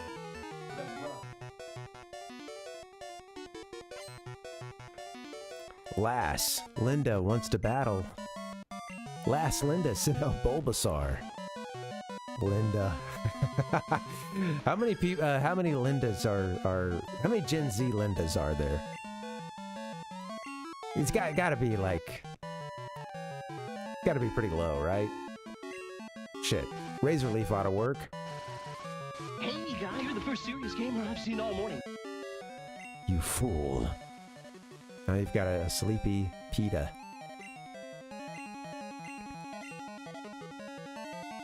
Linda.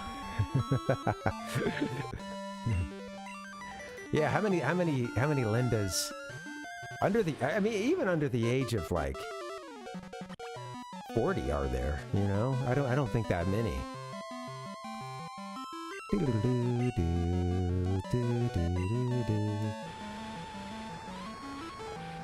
Actually, I think it's coming back a little bit. Something tells me I'm wrong about this, and part of it is because of, I don't know, that song by the Blue Hearts, Linda Linda, there's the band the Linda Lindas. Maybe there's a Linda Linda craze right now, you know? Shout out to all the Lindas. If you're a Gen Z Linda, you know, own it. Like, you get out there, because there can't be that many of you. So yeah, just get out there and Linda, be a Linda.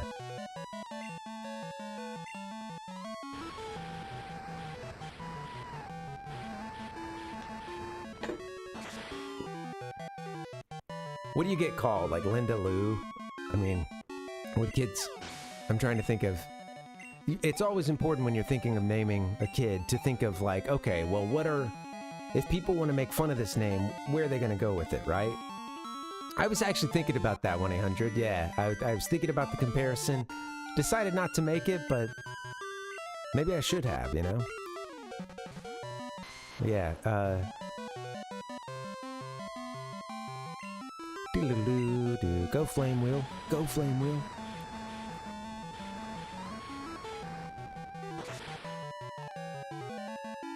You know, you gotta think about how kids are gonna make fun of the name. What are people immediately gonna associate that name with? Like if it's the name of a famous person or book or character or something like that, you know? Yeah, that's something to consider, I feel. Now, you at a certain point, you know, I guess, you know, I guess people aren't necessarily stuck with their name. Are you, Janine? Oh, no, I didn't mean to fight the real one. Now we can't, I don't think we can fight the other ones now. Okay. We may be able to, but I think at least in one of the games, once you fight the picnicker, that ain't. They got me, man. They boomed me. I'm a moron.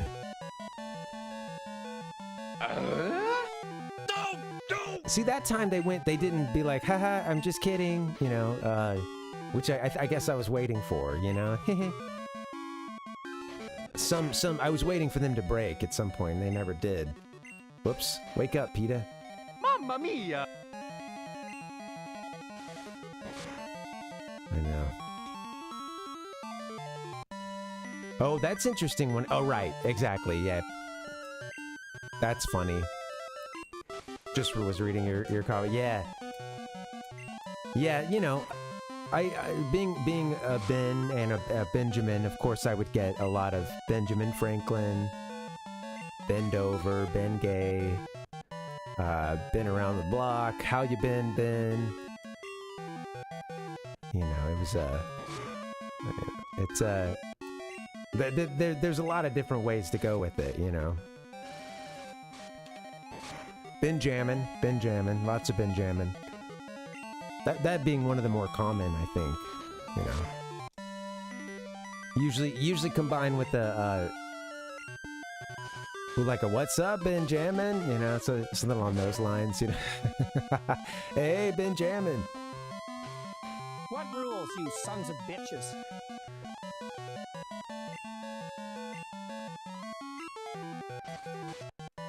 Yeah, it's well, that's the thing. You kind of you collect them over the course of a lifetime, you know.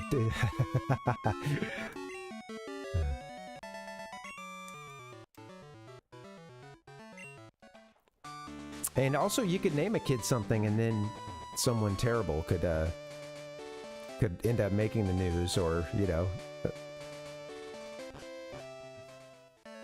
maybe someone you sort of thought about at least where you got the name from, a celebrity or something, then they go on to, you know,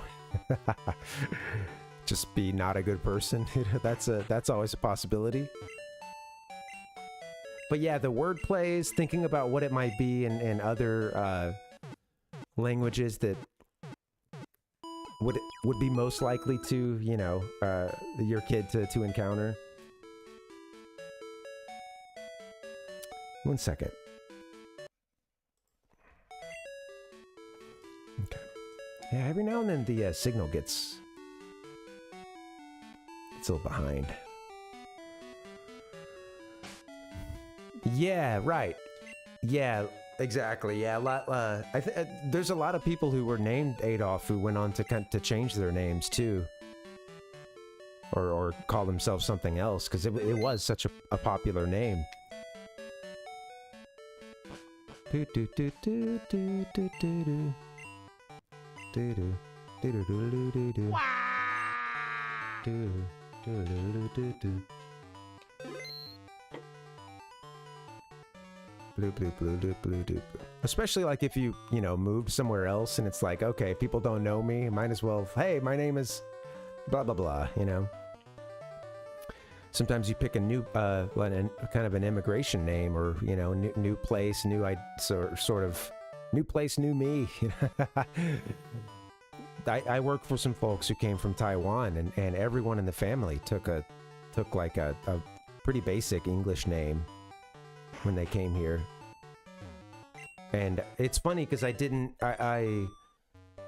even process at first. They're like, oh yeah, they probably have, of course they, if the kids were born there, the parents were born there, they're going to have Chinese names, or chances are they're going to, they're, and they're, their family goes back pretty far. So, it's as well, I guess all of our families go back pretty far, but theirs to that area. And yeah, I don't know. It's interesting.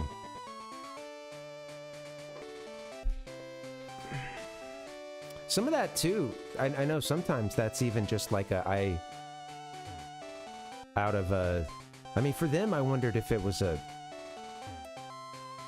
part of their, like, being born again Christians, and kind of like taking a new identity, sort of pulling a Saul, being renamed Paul,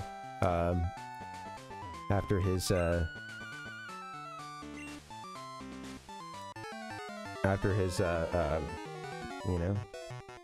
being confronted by the angel, basically.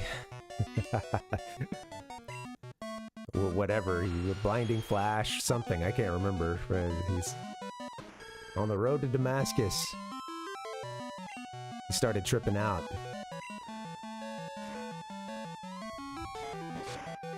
1-800 said, I get a lot of Vietnamese clients named Joseph. Yeah, and that was part of it too, is I said English names, but these were, a lot of the family had biblical names. And,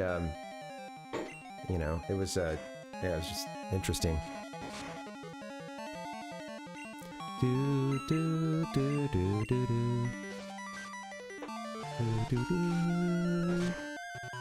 That's what I thought it was related to more at first, and then, yeah. I think also there's something to, like, potentially, like, yeah, like a new identity, or I'm in a new place, it's just easier, and, maybe part of it too is it just you feel like you're more assimilated, or, I bet it sucks to move to a place where people just don't, you'd run into a lot of people who just don't even, like, just would really have trouble with your name, because it's just not very similar to their language or whatever, There's languages for all of us that, you can't really get the musculature of your mouth in the right position to, like, say those words. You're unpracticed at it. It doesn't do that yet, And it's, yeah. Yeah, 1-800, yeah. I don't know. It's fascinating. If you ever, it's very difficult to get Japanese citizenship. And believe me, I've looked into it. With that being said, yeah, it's quite, it's very difficult, and, you do have to, like, have a, I'm pretty sure you have to have, like, a stamp, or, like, choose a name and have, like, a stamp that is in kanji if you're maybe even a permanent resident, but at least for, like, I'm pretty sure if you're going to be a citizen, you have to have that, like, official name kind of stamp thing that basically would be like the name all your records, your maybe national records are under, or whatever, so it's interesting. Yeah, I think, yeah, I think you have to get it written in kanji for that, have that done. Yeah, that's like your official name. Mamma mia! Names, man. What's in a name? I'm getting thirsty. I might have to get a quick refill. Come back and whip some ass. Let's see. We healed, right? Yeah. Do. Let's see. I think I went this way. This kind of got us. Oh no. Let's see. Did we fight you? I'm sorry to disappoint you. I'm only joking. I'm the real deal. Janine of Fuchsia Gym, that's me. It actually is. Okay, alright. Leader, let's just do it. Leader Janine wants to battle. Glad we healed. Crobat, okay. Yeah, she had I should have paused. Her sprite was looking fierce. What typing is your gym, Janine? I was seeing some grass earlier, and then you're throwing this at me. It's like grass and poison, sort of, or what's your deal?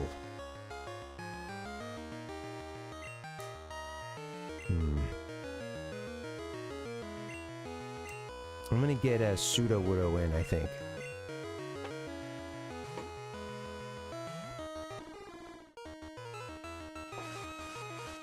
I think I'll wrap it up after this.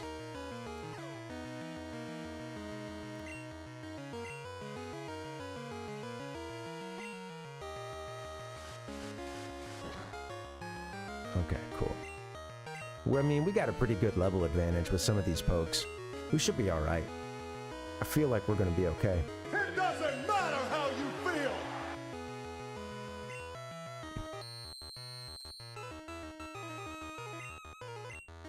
You confuse me, then you screech me.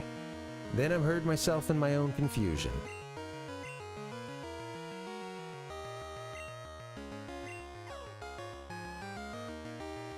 Yes. Pseudo Widow's a pretty heavy hitter. They helped us get through the Elite Four. I didn't expect that, but... Then again, playing Gen 1, Doug Trio was our, Doug Trio got it done. Got the goods. I'm definitely a member of the Doug Trio fan club at this point. Especially Gen 1. I feel like it's so OP. You're toxic. I think toxic is... I don't know what that's good at. Don't you know that you're toxic? You suck.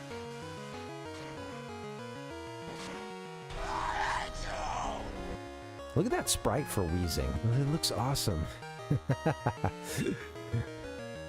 There's so much. Yeah, it's the expression on, especially, I mean, the first and even the second. How the way that they've got the you know, like their eyelid and stuff. The shadows, amazing. It's good stuff, man. Jeez. Primo. No way! I don't believe it! It's electric!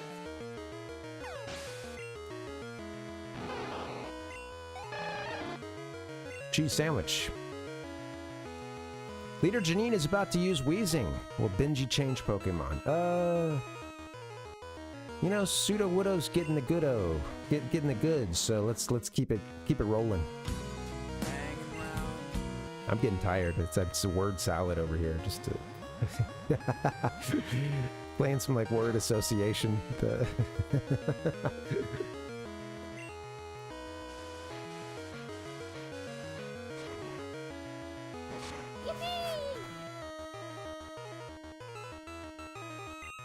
Dude, I gotta hit like some electrolytes after this. I'm dried out. I'm gonna low kick you. You would.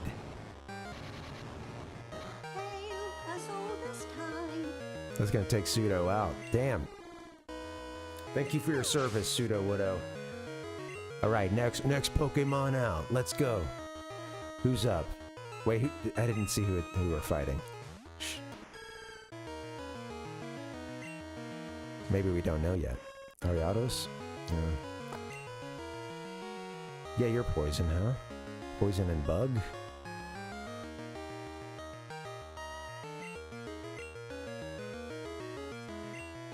I want to get a cheese sandwich out. Roast this bug. Limp Bizkit!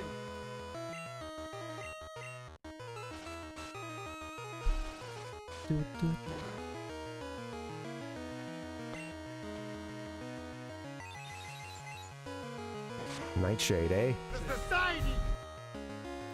I always loved that move.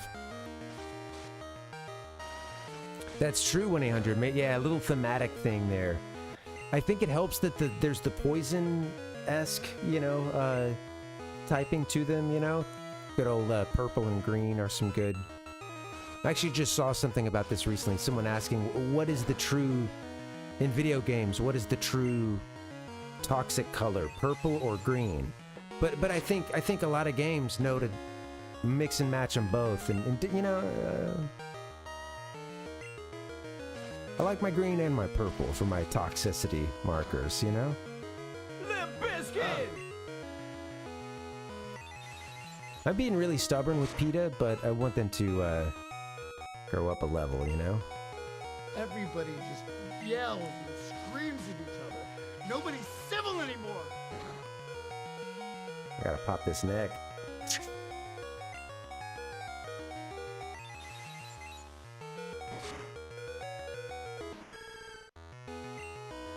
Don't you know that you're toxic? Boom, boom, boom, boom, boom. Boom, boom, boom, boom, boom.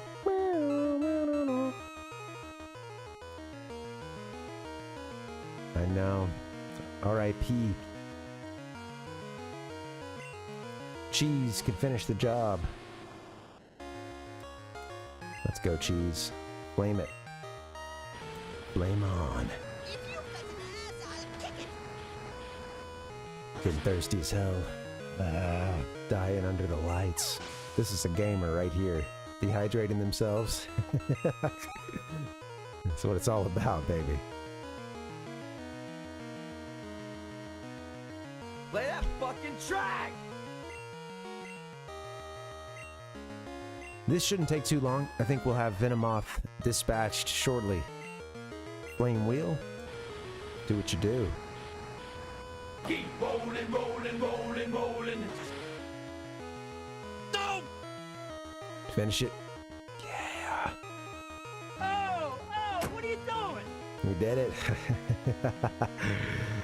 How do you like me now? All right. Enemy Venomoth fainted. Cheese Sandwich gained 576 experience points. Don't fuck with us. Sorry, 1-800. Just as you were telling us about your love of Venomoth, you know, sorry about that. And it's gone. And it's gone. Bye-bye, Venomoth. 1-800, you were going to go for one of those really funny, like, you know, you encounter those like, the NPCs who are, like, really into a single Pokemon, and they just, like, basically, I mean, one even wants to read you their poem about their Rapidash, but a lot of others are just like, I love mine, da-da-da-da-da. We do this and that together. It's just like that. That's like a script that's used over and over and over again. You were trying to do that for us, and we cut you off by making it faint. So yeah, okay, look at the sprite for Janine. You're a tough one. I like this, like, anime leap into battle, you know? Hell yeah.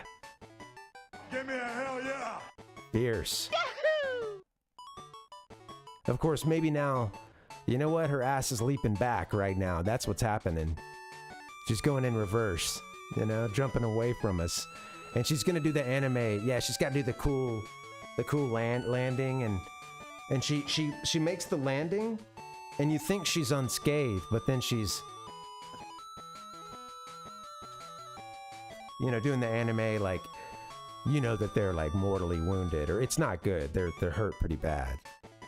But when they first do that landing, it looks like nothing, not a scratch, you know? You guys know what I'm talking about, right? It's in, come on. Give me a hell yeah! All right, you're a tough one. You definitely won. Here's Soul Badge. Got that Soul Badge. Yeah, they do the perfect cool landing. Nothing about that landing tells you that they're hurt. But then you see the, like, it's probably this move. It's the, like, you know, hand under the, you know, they got a giant, like, wound somewhere in the, like, ab or stomach or something. Yeah, the grimace. I have a special gift. It's toxic, a powerful poison that steadily saps the victim's HP. Let's go. Got that TM06 and the TM pocket. I'm gonna really apply myself and improve my skills. I want to become better than both father and you. Oh, is your father Koga? I think that's what's going on. That's right. I think, it's all coming back to me now. I think her dad is Koga, who was... How do you like me now? Who was this trainer back in, Gen 1. She's not talking about her heavenly father here.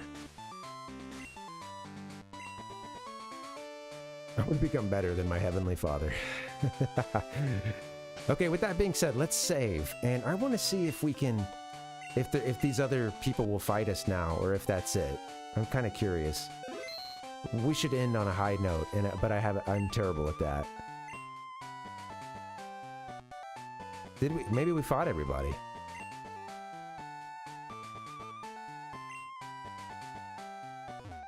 Maybe, I guess we did fight everybody. Okay. And we got to that one. She's like right here. Cool. Alright. I think we're good. This music.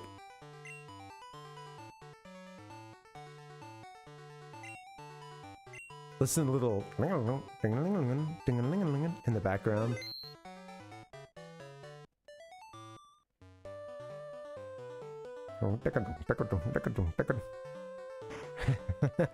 It's cute. All right, I'm gonna heal up. I'm gonna save, and then yeah, we'll start to wrap this thing up. Yahoo! Okie dokie. And that victory music. Doom, doom, doom, doom.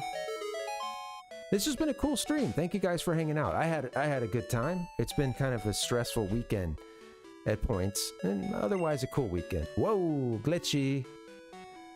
Saw that, right? Yikes. I think that's because of the patch that I use. I've been seeing that throughout the game. Thankfully, it has been saving correctly. It did lose the save at some point. I don't know what happened, but I had a save state, which I'm gonna do right now. Save state number 2. Number 2. Okay. I know, I get scared every time too, 1-800, yeah. Yeah, I know, it's gone. The game crashed. And then, you know, back in the day, when games would crash, I mean, even still sometimes, but like, especially when the sound palette was pretty limited, like the NES or the Game Boy or into the 16-bit, you would just have the most horrible sound. I mentioned it earlier today, but the most evil sounding chord of electronic frequencies that don't belong together, and just as you're looking at a scrambled screen. And as a kid, man, that happened at night, and God, yeah, we're talking goosebumps, man. You know, might not sleep well, I don't know, that shit was scary. Not to mention your game was gone. Tragedy. Hope you weren't too far into it. This was cool, guys. Thanks for hanging. I'm going to be back tomorrow doing a little, hopefully Mario Golf, but I'm going to see what's up with the B button. As you can see, the B button is invisible right now. It is just gone. You can see right through the controller. Isn't that something? I got to fix the B button. And if I can, then we can play some Mario Golf. If not, we'll do something on the Famicom or the Super Famicom, so it'll be cool. And yeah, coming back with more news and back in the day as well. That stuff's been fun to do. Thank you guys for hanging out. Looking forward to going to the Game Awards on Thursday too. I'll be there, and I'll report back, and should be fun. All right, guys, I'm gonna get out of here, play a few sounds on the way out, but I'm done. Have a good night, guys. A good rest of your Sunday. Adios. See you tomorrow. See you next time. Keep rolling, rolling, rolling, rolling.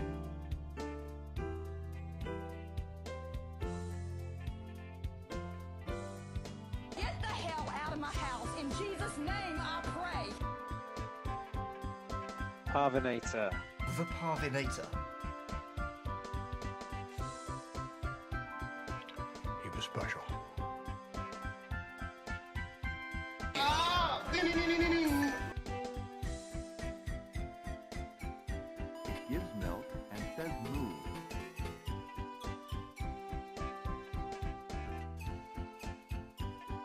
But that's for all the non-nerds who don't understand nerd talk.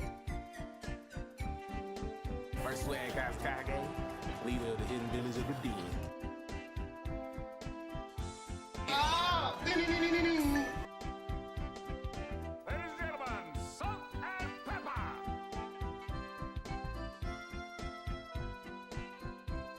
It seems like you have a little problem understanding the English language. This is a dud.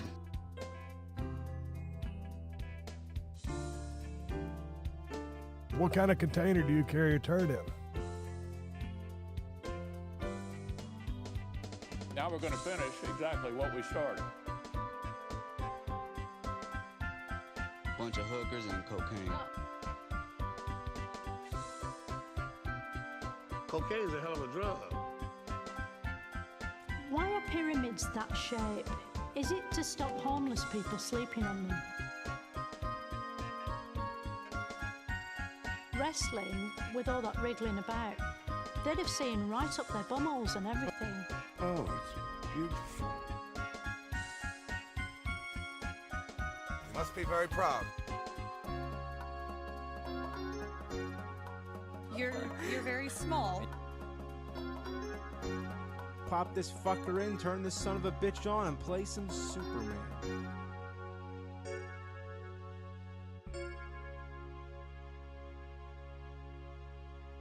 Go to the bathroom! You're shitting yourself! No way! I don't believe it! Nuts for Nintendo.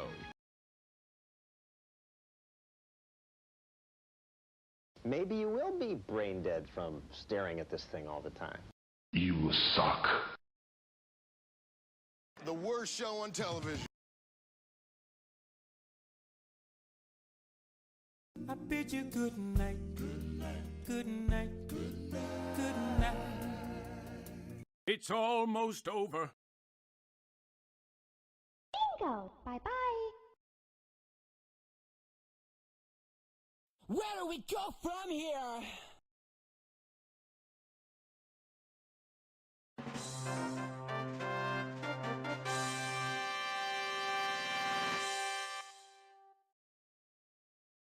They've even made the music, well, honestly, less annoying.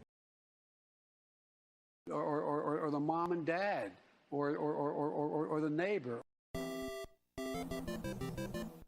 or the mom and dad.